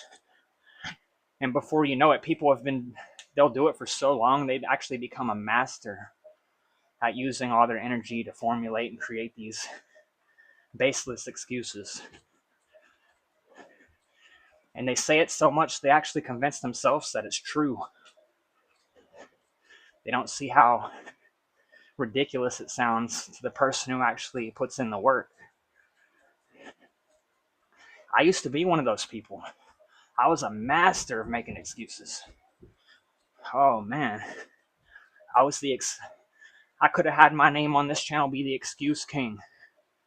I would come up with so many reasons as to why I just couldn't do it. You know, I didn't grow up with anyone teaching me. Boo-hoo. Not everyone does. There's people that made more with less. You keep making those excuses enough in your own mind, you start to believe them, and they become true. So don't use the energy that you have to keep yourself in a rut, to keep yourself behind. That's why one of my biggest things is to tell people, get out of your own way. These things, they may be small obstacles, but you can make them bigger in your mind, and you can get in your own way with that. So your training will propel once you just get out of your own way. And that's part of being ready to exercise. You got to get out of your own way. Take that step to say, maybe it's not all these people. Maybe it's not all these things in my environment. Maybe it's me. That's a hard thing to do in the beginning. Because we like to think, we're better than we are, we're stronger than we are. And we are strong, don't get me wrong. But you can't have that mentality of that you're the best. You have no room to improve. You already know everything, this and that. Like, there's people that have been doing this a lot longer. And you can learn a lot from those people. But you have to get out of your own way and think, maybe I'm the problem. Maybe there's something that I could do. Or what could I do to give myself a better chance, a better opportunity to grow? And that's where the mindset starts to shift. That's where you go from excuse making to solution making. You start making solutions, not excuses.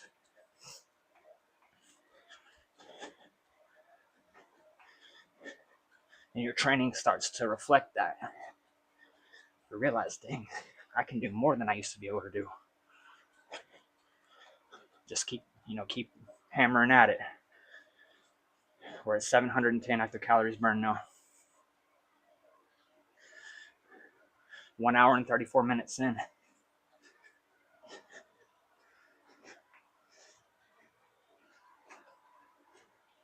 Putting in that work.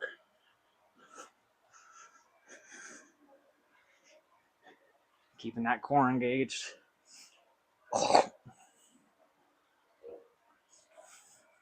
But be ready to exercise, y'all. That's our fourth simple trick to maximize our cardio. And all these tricks, if you follow them in order, you'll get to your maximum potential. We're coming up now on our fifth simple trick to maximize our cardio workout. And that fifth trick is going to be to add strength training.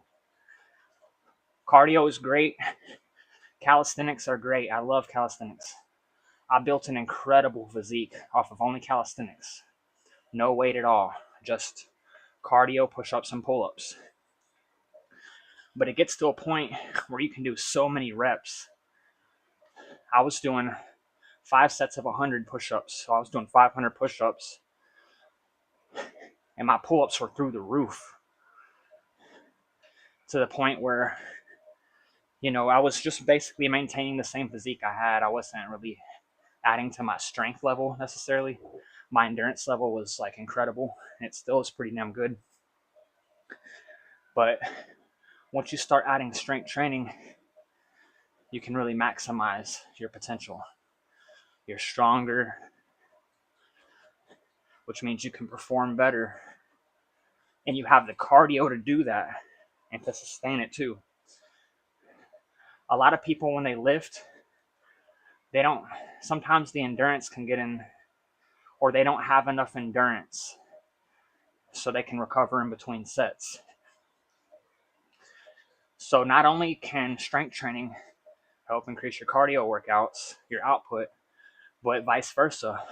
Good endurance can help increase your strength training because you're able to recover faster in between sets. You have better endurance. Your heart rate can come down. It's not as and then you can't do as many on the next set, or you may have to do less weight or what have you. So these things are super important, and they play off of each other. So adding strength training will be our 5th simple trick to maximize our cardio workouts. You can increase resistance when you have better strength. You can burn more calories that way with increased resistance. Oh, excuse me. And your performance goes up in all aspects when you add strength training anyway, because you can lift more weight. You're not as tired from that. It's just all around good. You get the best of both worlds. And say if you want to just stick to calisthenics, you'll get to a point where increasing strength training is to add weights to your calisthenics. So get you a weighted belt, a belt that you can add weights to for your pull-ups. Push-ups is a bit harder. You can get a weighted vest to help you with that. So there's always ways to add that weight and increase that endurance, and it'll also increase your strength. Anytime you add extra weight, you're increasing your strength. So if you're one of those people that just want to stick to calisthenics, that's fine. But you're going to get to a point where you can do so many reps that you're just building endurance at that point, and you want to build strength, because strength is responsible for supporting our bones, our skeletal structure. So you want to have good support on your bones. So, and like once you get to that point of doing that many reps, invest into a weighted belt. I have a weighted belt. The brand is D Moose, because I always say D Moose. I don't know, that's kind of funny. But D Moose is the brand, just the D and then Moose, like the animal. And it's got a chain, it's a belt. You can add weights to that belt for your push-ups. If you want to do dips, you can do dips, weighted dips. I don't think you can use it for push-ups, but like I said, you can invest into a weighted vest for the push-ups. Even if you want to do sprints and things like that, you can add a weighted vest to that. Help your output levels. Start increasing your strength more. So strength training is a very simple but effective trick to maximize your workouts and performance levels.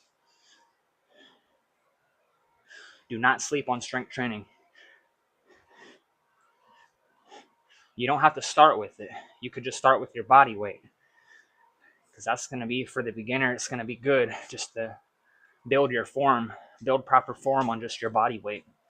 Then you can slowly start to add weight once you have that form down, and you rebuild your form again to be good with that added weight. The higher you go in weight, the more you sacrifice form. So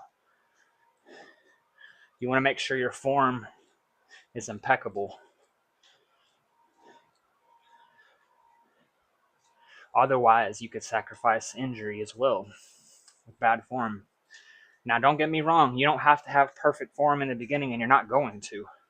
But don't let that be a reason to just, oh, my form's not perfect. Let me just not do anything at all. Nah, you'll get better form as you go. There's a lot of form police out there. Oh, your form's horrible. You're going to get injured, this and that. Yeah, if you consistently have bad form, yeah. But there's a time where you have to build that form up. So slowly focus on building your form, and you can add a little bit more weight here and there, and it's going to really improve your workouts all around.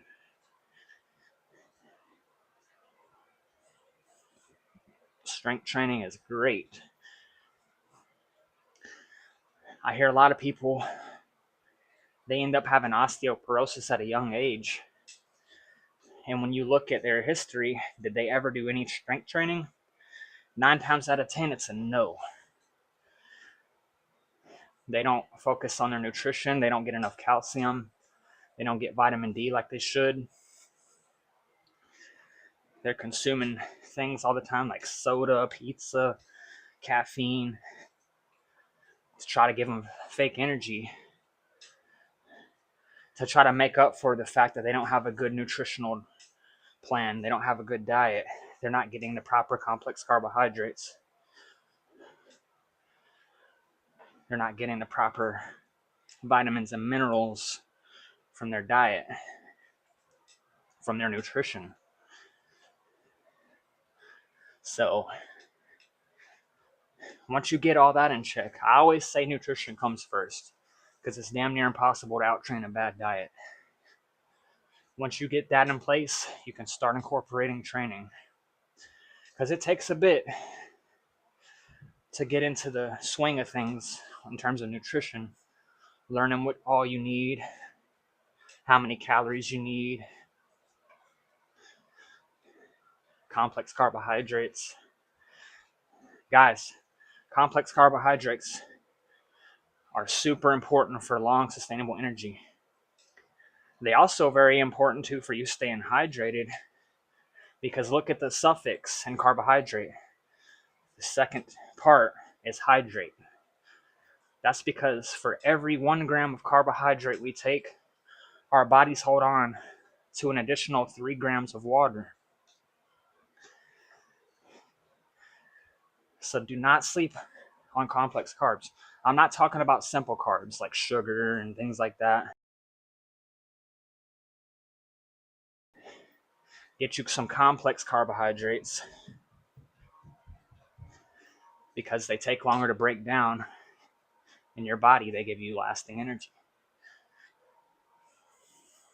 Simple carb, I'm not saying you can't ever have any simple carbs, like sugar, for example. Males can have up to 35 grams of sugar per day. Females can have up to 28 grams of sugar per day. Most people are getting way beyond that, especially just for one soda. A lot of people like Mountain Dew or something. A lot of these sodas have upwards of 40 grams of sugar per can. So they're getting way too many. A good example of using simple carbohydrates in the proper sense is look at an endurance athlete, or an athlete, for example, that they use Gatorade, like a football player. They do a lot of sprinting, a lot of explosive exercises. So to keep that performance up and keep their bodies from fatiguing, they'll take in some sugar. Gatorade has just enough sugar in it to where they drink that and they get a quick boost of energy. So they keep their performance levels high for the amount of time that they're playing. Basketball athletes and things, and they're burning so many calories, they're just burning that right back off anyway. but it's not an exorbitant. It's not so much sugar that it's just gonna turn into fat, or it's gonna be way too much for them to sustain. So you can use it in to your benefit.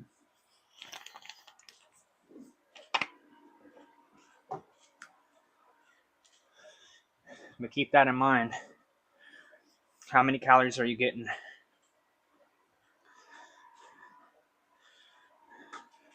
And how can you leverage that to increase performance? All right, so 120, we're in zone 2. We've been in zone 2 an hour and 11 minutes. 826 active calories burned.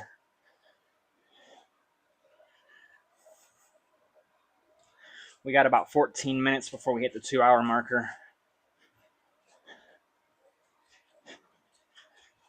We might be just under 1,000, but we'll work on getting up to 1,000 for the 2-hour marker. We're going to at least hit 900. I'm certain about that, but I like to hit that 1,000, so we're going to focus on being in around zone 3.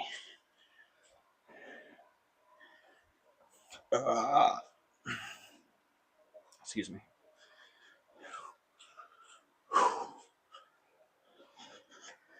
Increase some resistance here.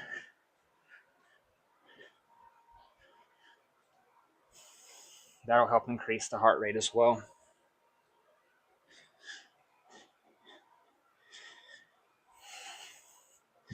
Keep our back tight.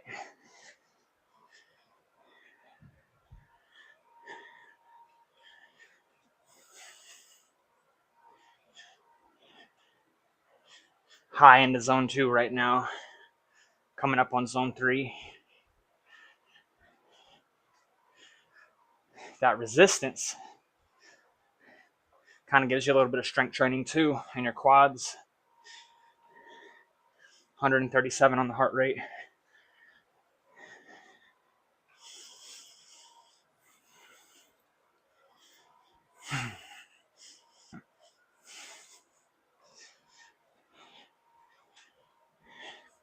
Slower pedal, but we're using more energy to push through that resistance,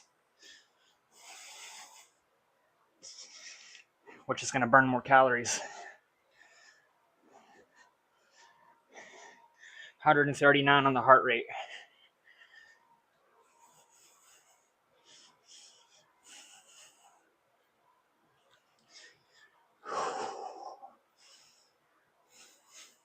Keeping core tight. 144 on the heart rate. Higher into zone 3. Feeling it in the core right now.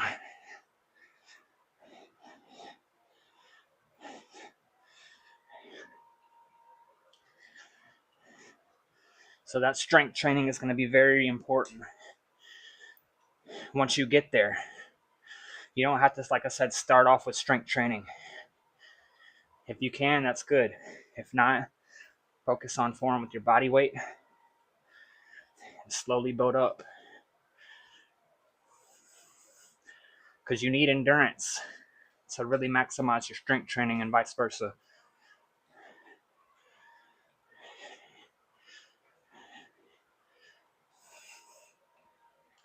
$140 on the heart rate. Zone 3 action.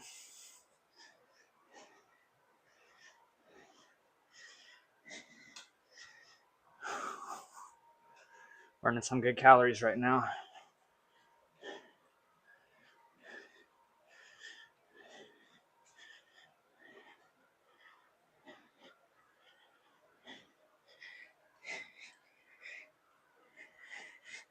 Feeling it in our calves as well.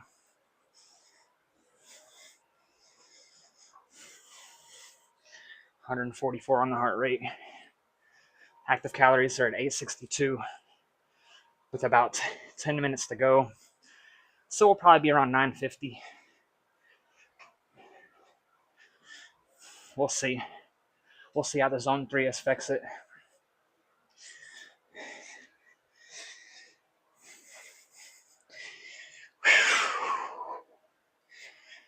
Pushing through.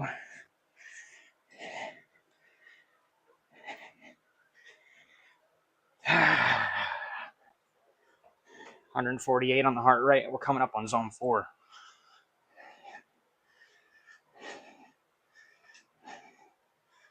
150, we're at zone 4 now. 870 active calories burned. 30 more to hit 900.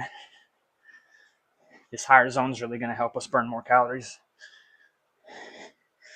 We got to focus on getting a lot of protein today to build up those protein stores from the zone 4, as well as carbohydrates for the zone 3.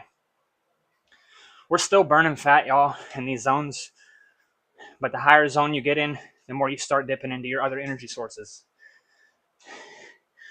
152, we're in zone 4. Calories are flying off. 880 now.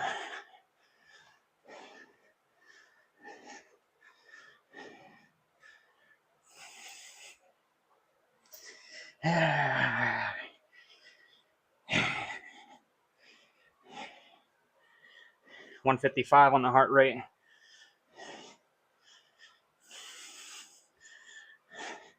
$153, we're still in zone 4.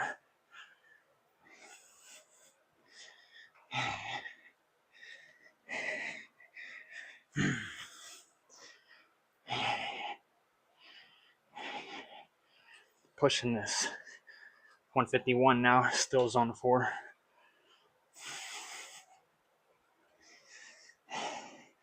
Coming up on 900 calories, y'all.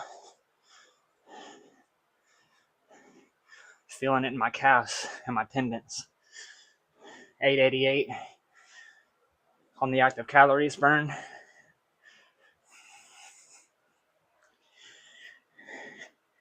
Got to get plenty of protein today.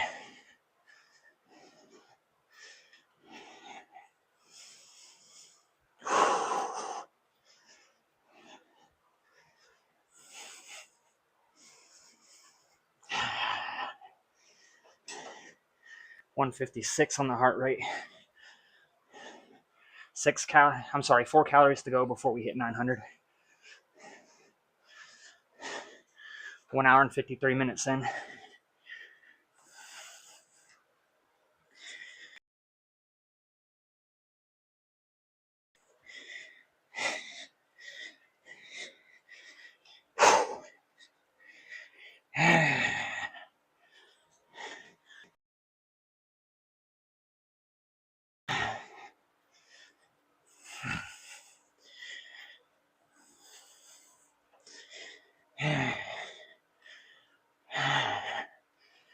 This resistance is doing it.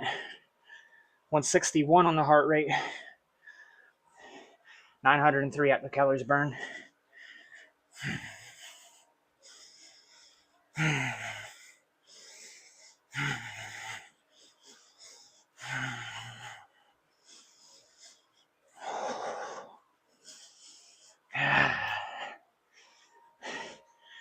$910 active calories.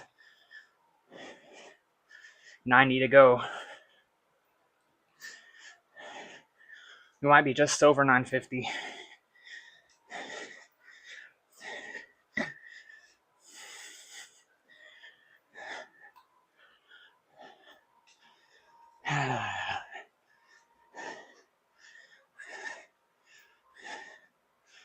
Still in zone 4.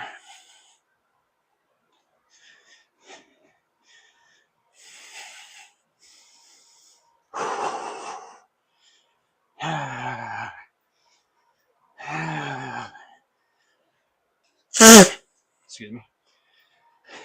Nose sounds like a horn. A bad horn. 920 active calories burned, 5 minutes to go.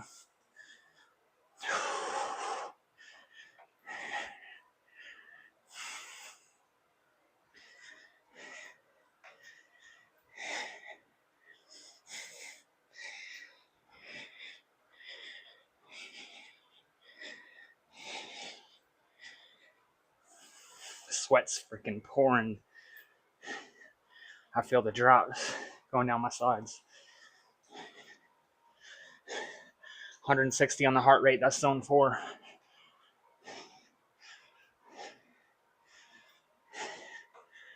(926 active calories burned, 4 minutes to go before we hit the 2-hour marker.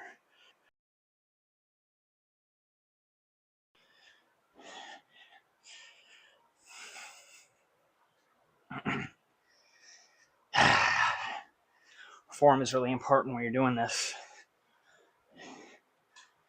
Keeping everything nice and tight. That way we prevent injury. My breathing is more labored. I'm able to still talk, but it's mostly on the exhale. Heart rate's 153 now. Still zone 4.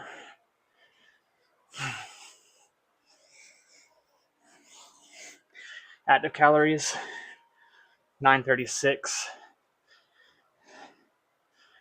So about less than 15 before we hit 950.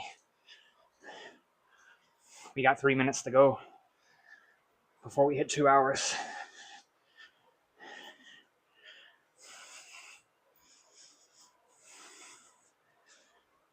Uh.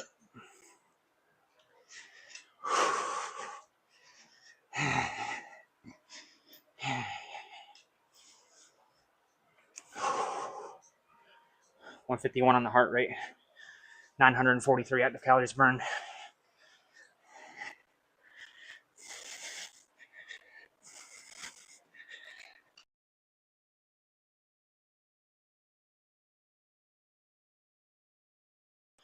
Had to sit down for a second. 157 on the heart rate, 947 active calories.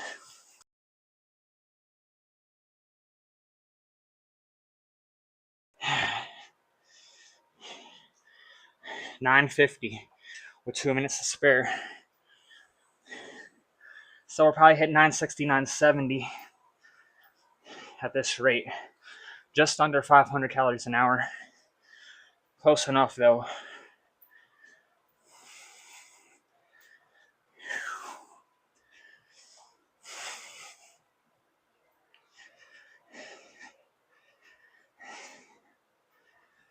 This is a tough resistance to sustain.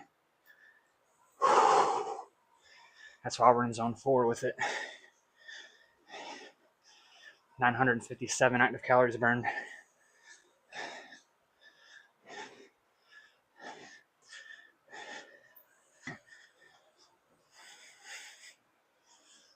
So it takes quite a bit of training to sustain this. I can feel my heart going. It's pumping. 961, 50 seconds to go. So I hit 970, I believe, at the 2-hour marker.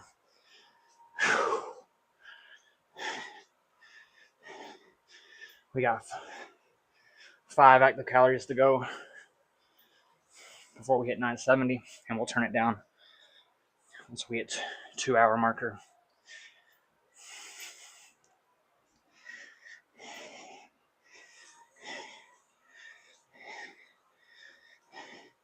$969.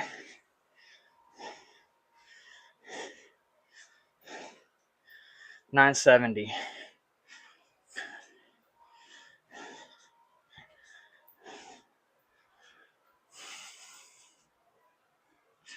We're at 1 hour and 59 minutes in the stream. So once we hit 2 hours in the stream, we'll lower this back to zone 2, zone 3. 975 active calories burned. We'll hit 980.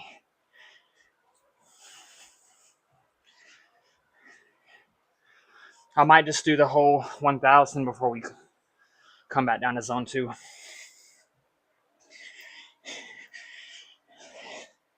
Sweat coming down my abs.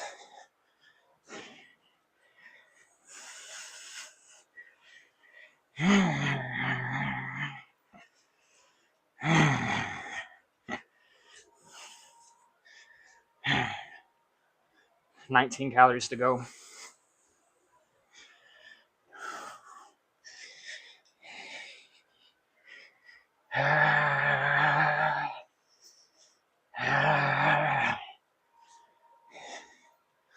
15 active calories to go. Heart rate's 157.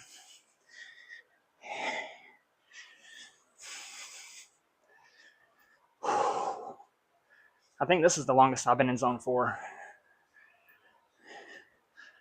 in a minute.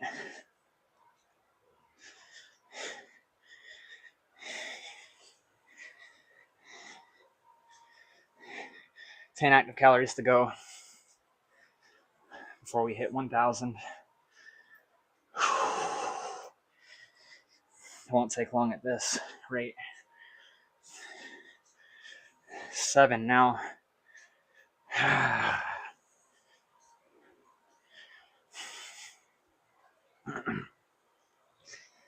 Definitely gonna get some electrolytes once we hit 1,000. 5 to go. Heart rate 155. That's zone 4 for us.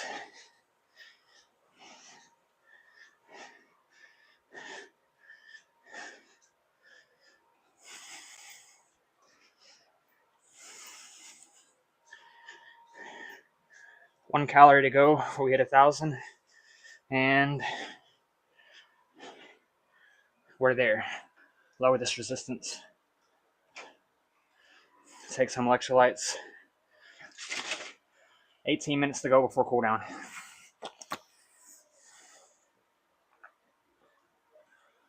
Oh man. Whew. We were in zone 4 for 13 minutes. Back into zone 3 now.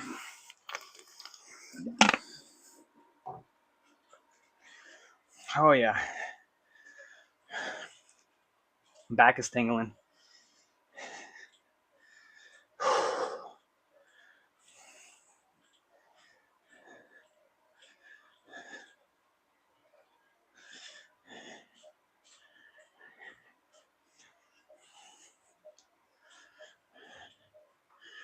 And we could go longer than that. But generally, we like to be in zone 2 for the fat burning zone. Because we're building muscle.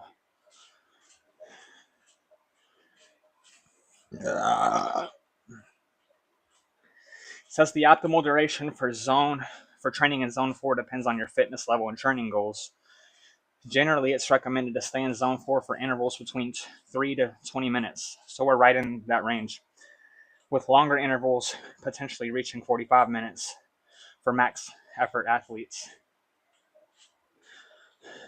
A well-trained individual should be able to maintain zone 4 for 40 to 70 minutes, which I know I could stay in that zone for longer. But tomorrow we have upper body, and I'm trying to maintain as much strength as possible. And I know zone 4 is going to deplete some of the protein stores, so we want to hold on to as many as possible while maintaining our calories. So I think 11 minutes is a good number. We've been in zone 2 now for 73 minutes. That's an hour and 13 minutes, coming up on an hour and 14. We got a good 15 minutes to go before our cooldown. 1,022 active calories burned. So we're going to push for that 1,200. If I hit 2 hours and 20 minutes before I hit 1,200, I'll just keep going to 1,200 before we do our cooldown. And vice versa. Even if I hit 1,200 before 2 hours and 20, I'm going to keep going until we get 2 hours and 20 before our cooldown. So whatever takes longest is what we're going to go for.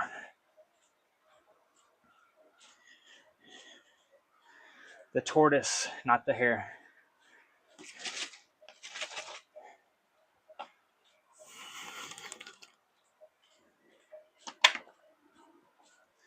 Keep them electrolytes.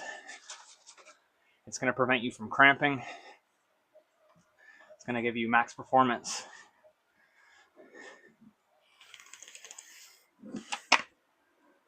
Along with your proper nutrition as well. There's no shortcut.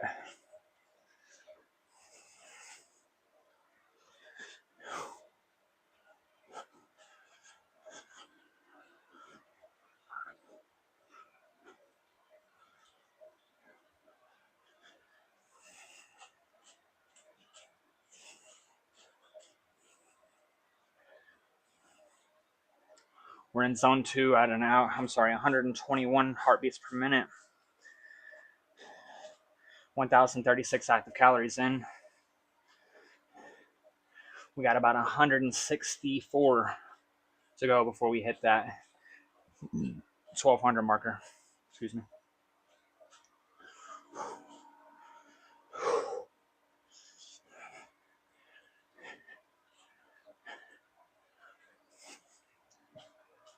So with that, we've went over all of the 5 simple tricks to maximize your cardio workouts. There's obviously more things you can do, but these were just 5 simple tricks that you could utilize to maximize your cardio workouts. And not just cardio, but everything that you perform at.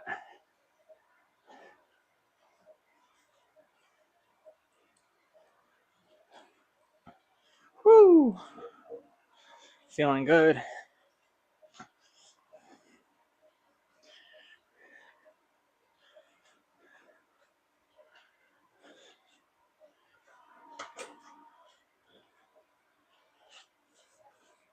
Coming up on 1,050 active calories burned.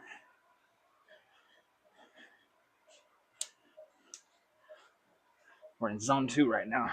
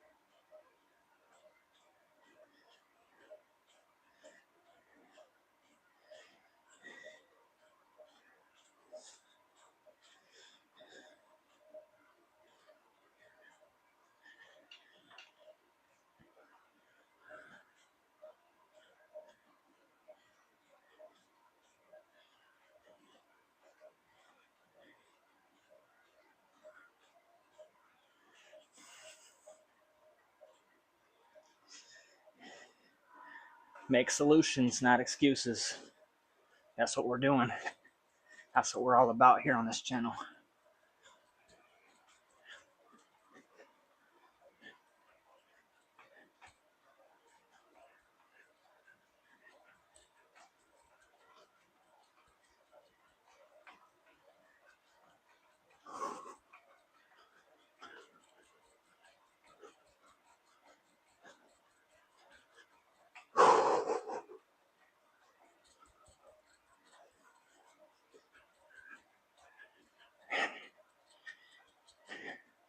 Heart rate 132.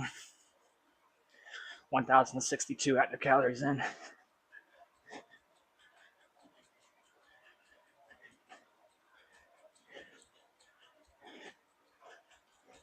I'll go back and add the timestamps for each simple trick that you can utilize to maximize your efforts,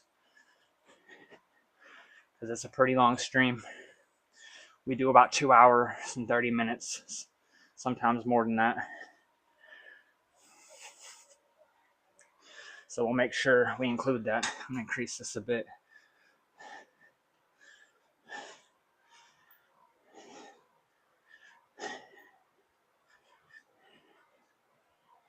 Bring the zone back up.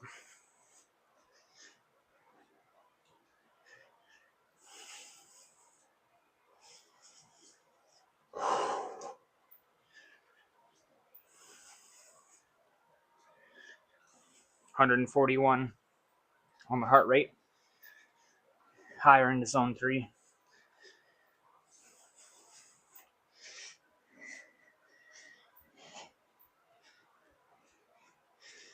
And we doing it.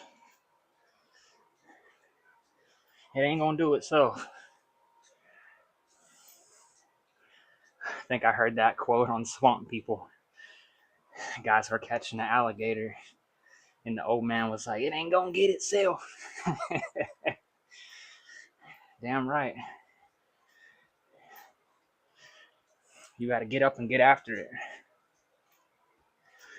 You may not want to wake up in the mornings, but that's what separates you from all the other people who actually don't get up in the mornings. Because one day, we're not going to be able to get up in the morning. And we're going to wish that we did. We're going to have regrets. What if I did put all my all in?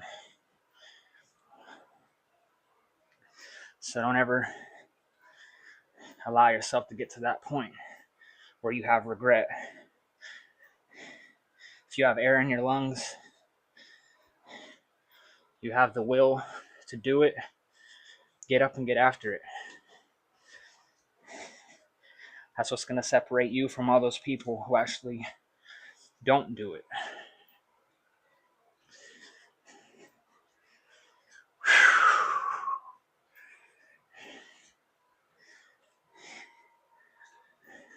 $1,085 on the active calorie burn.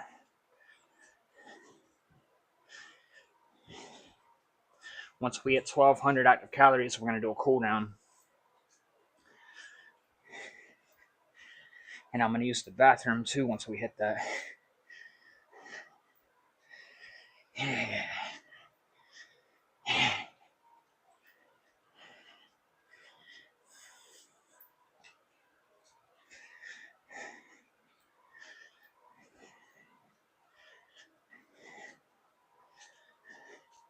Got about 8 minutes to go before we hit the 2 hour and 20 mark. 1,093 active calories burned. At zone 4, it's possible we'll hit the 1,200 marker right at the 2 hour and 20 minute. But like I said, we're going to go for 1,200. And if we're at 1,200 before 2 hours and 20, we're going to go for 2 hours and 20. If we're at 2 hours and 20 before we get 1,200, we're going to go for 1,200. Whatever takes the longest. Whatever's harder. Whatever's more of a challenge, we're going to go for.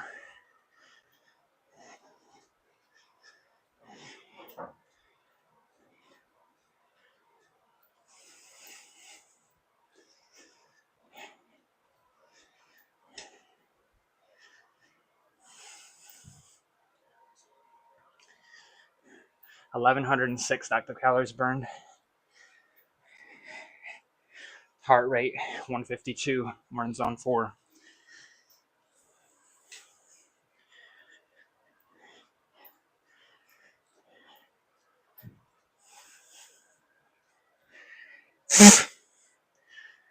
So we very well might hit the 20-minute marker for how long we've been in zone 4.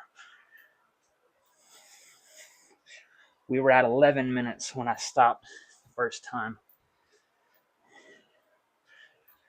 So we just needed 9 minutes to hit the 20-minute marker. But we have the VO2 max to go for longer. Absolutely. Just a little bit less talking in this zone as opposed to the zone 2. Breathing's a little bit more labored as well, as you can tell.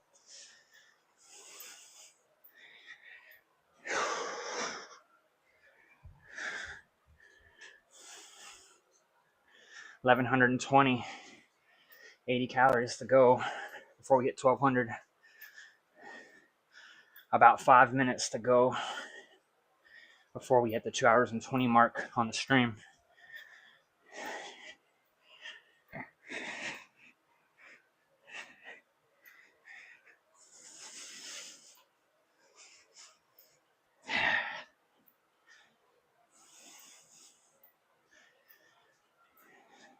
Heart rate 148, high into zone 3.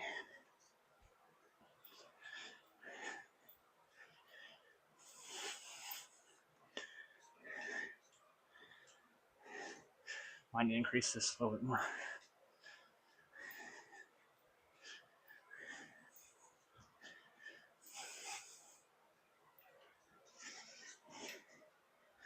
152 on the heart rate. Back to zone 4. 70 calories to go.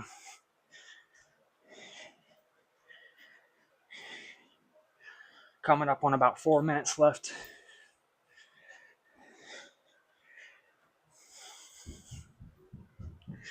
That'd be 35 calories per 2 minutes. That's quite a bit. We'll see if we hit it.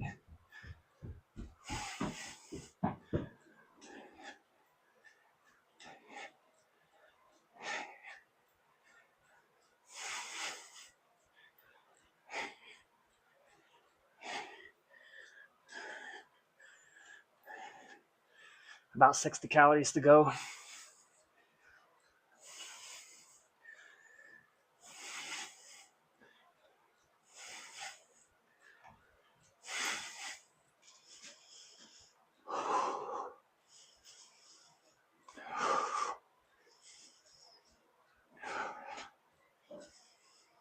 Circulating our breath through the nose, out the mouth. 163 on the heart rate.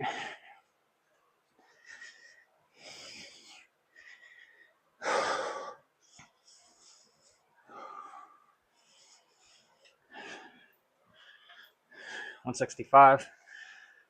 Lower it down some. We've been in zone 4 for 18 minutes and 30 seconds.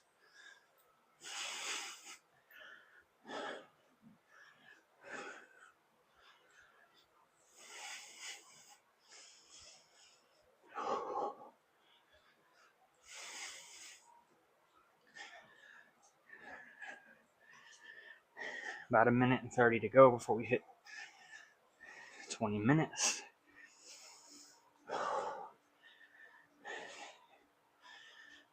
Two minutes and 15 seconds before we hit 2 hours and 20 minute marker. Coming up on 1,160 active calories burned.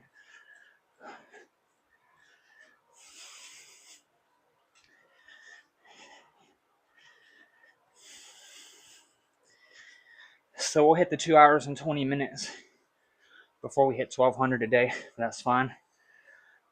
We'll keep going until we hit 1,200.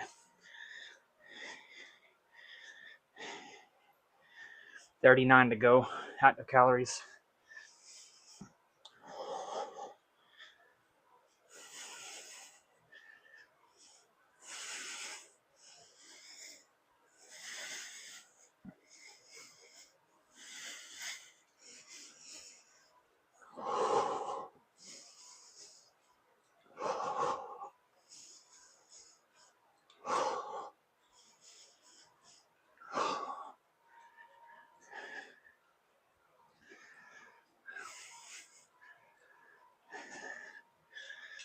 $30 active calories to go. We got 1 minute to go. Get that air in those lungs.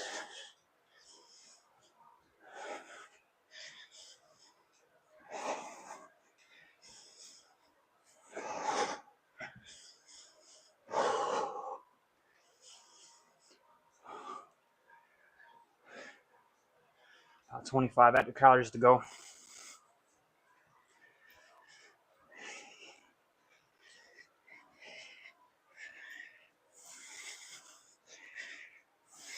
Digging deep. 21 minutes now in zone 4. Active calories, 1,180. We got 20 to go before our cool down.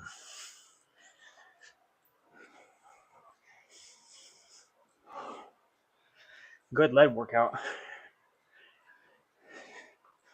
You can incorporate legs with cardio doing this resistance right here.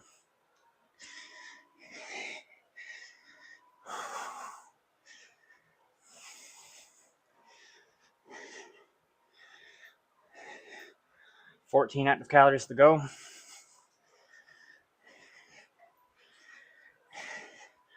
Two hours, 20 minutes, and 31 seconds.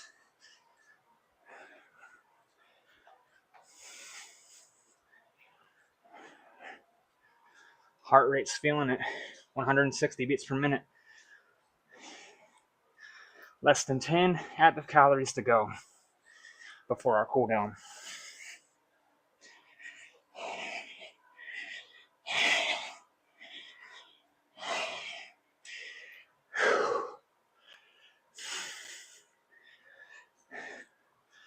Five calories left. We'll start slowing down the resistance. Was that pretty high? 3 active calories. 2 active calories. And 1. And we're going to use the bathroom now. Whew. All right. Excuse me. Whew. Feel the tingles going. Goosebumps.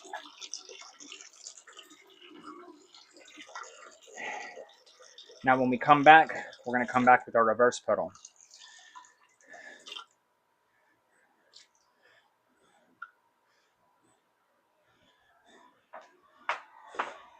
Going to help us get some good recovery.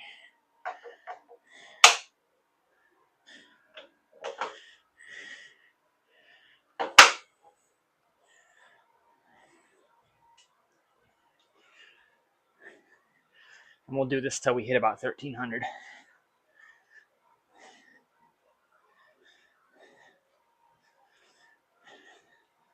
That's about 88 calories from where we're at. We're at 1212, 1213 now. 87.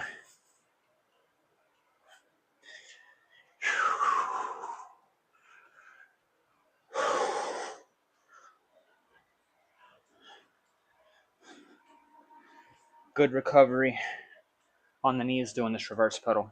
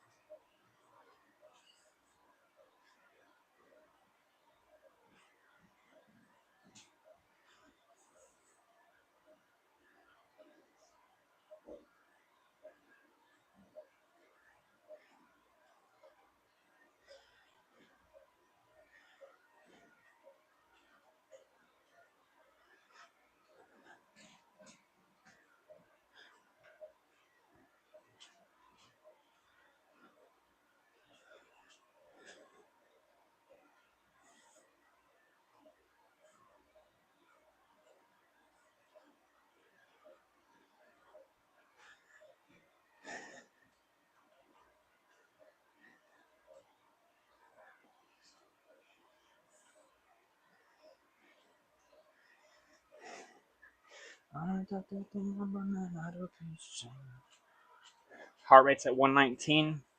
We got about 65 calories to go. We're going to slowly start tapering down. So when just as we warm up, we cool down.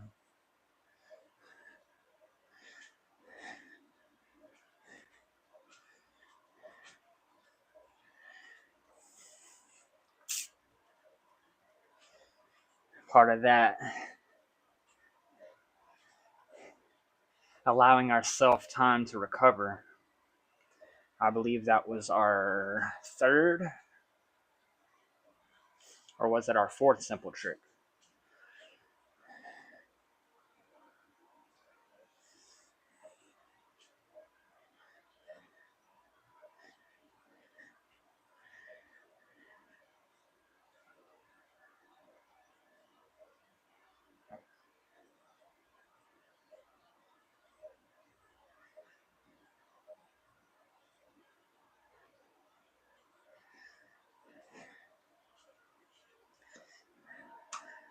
All right. We're at 109, that's zone 1. Bring our heart rate back up a little bit more before we taper down that low.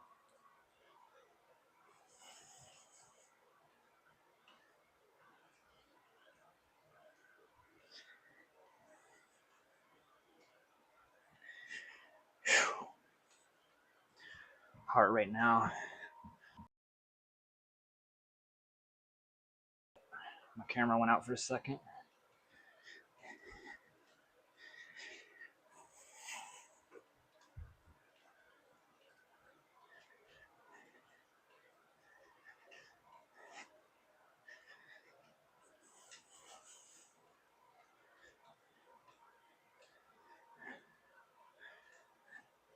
.49 active calories before we hit 1,300 active calories.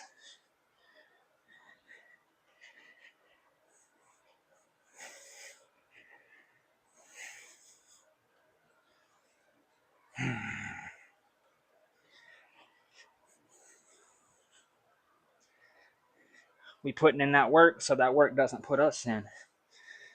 You see.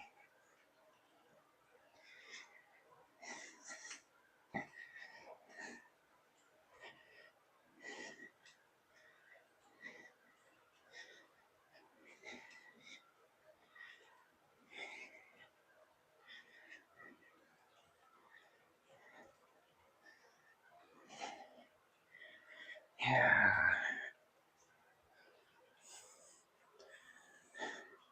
40 active calories to go before we hit the 1,300 active calorie marker. We've been in zone 3 now for 27 minutes. It's pretty good. So zone 4 for about 21 minutes, zone 3 for 27, zone 2 for 70 something, maybe even 80. We got a nice split of zones today.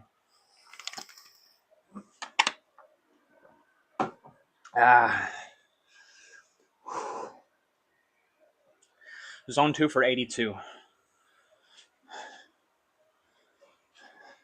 So that's good.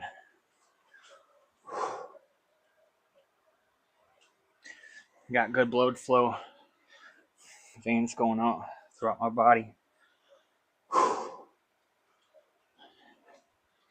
Cardio is great for increasing your blood flow. If you don't have good circulation, I highly recommend doing cardio.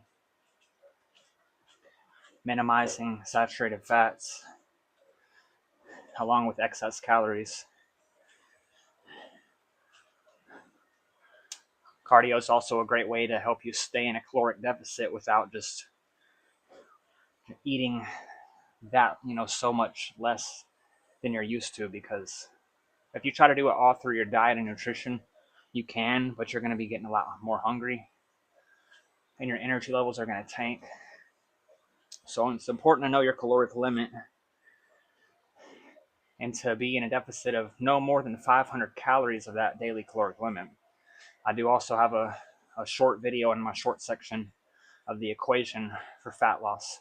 It's also the equation for maintaining your weight, or if you want to be in a surplus. It's the same as being in a deficit. You don't want to be in more than 500 calories surplus of your daily caloric allowance.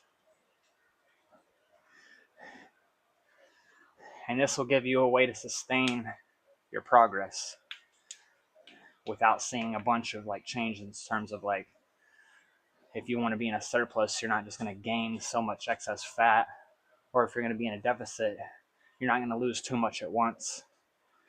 Then you won't be able to sustain that because your energy levels tank, all this other stuff happens. And if you're in a surplus of too much, you're gaining too much excess calories, it's going to start turning into fat, which can also discourage you from training because you're going to be like, damn, why am I doing this if I'm not seeing results? You may get stronger in terms of how much weight you can lift. And if that's your goal, then that's fine. Just lift an extra weight. But a lot of people also want to see the progress as well. And you can still make gains and get stronger in a caloric deficit as well. It's a little bit harder, but it's very possible. So don't ever think, oh, I just got to be in this huge surplus if I want to gain muscle. You can still do it in a deficit. And I highly recommend you still strength train in the deficit because it's part of body recomposition. You want to maintain your muscle as you're losing weight. That way you're losing fat and you're still building muscle. You're still holding on to the muscle you do have. So our calories now are at 1,290. We got about 10 more to go before we hit 1,300. Our heart rate's at 114 right now. We're lowering it down. We're in the lower end of zone 2. We're slowly coming back down to zone 1. 9 calories to go. 2 hours and 33 minutes in. So we're going to cap this off once we hit 1,300. I'll show you all my results here at the end. And it's been fun.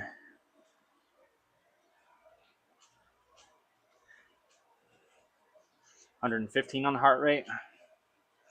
6 active calories to go. 5 active calories to go.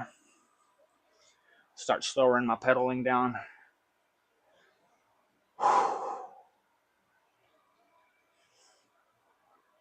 112 on the heart rate. Coming down to zone 1 slowly but surely. 3 active calories to go before we hit 1,300. 112 on the heart rate. 111. 1 calorie to go.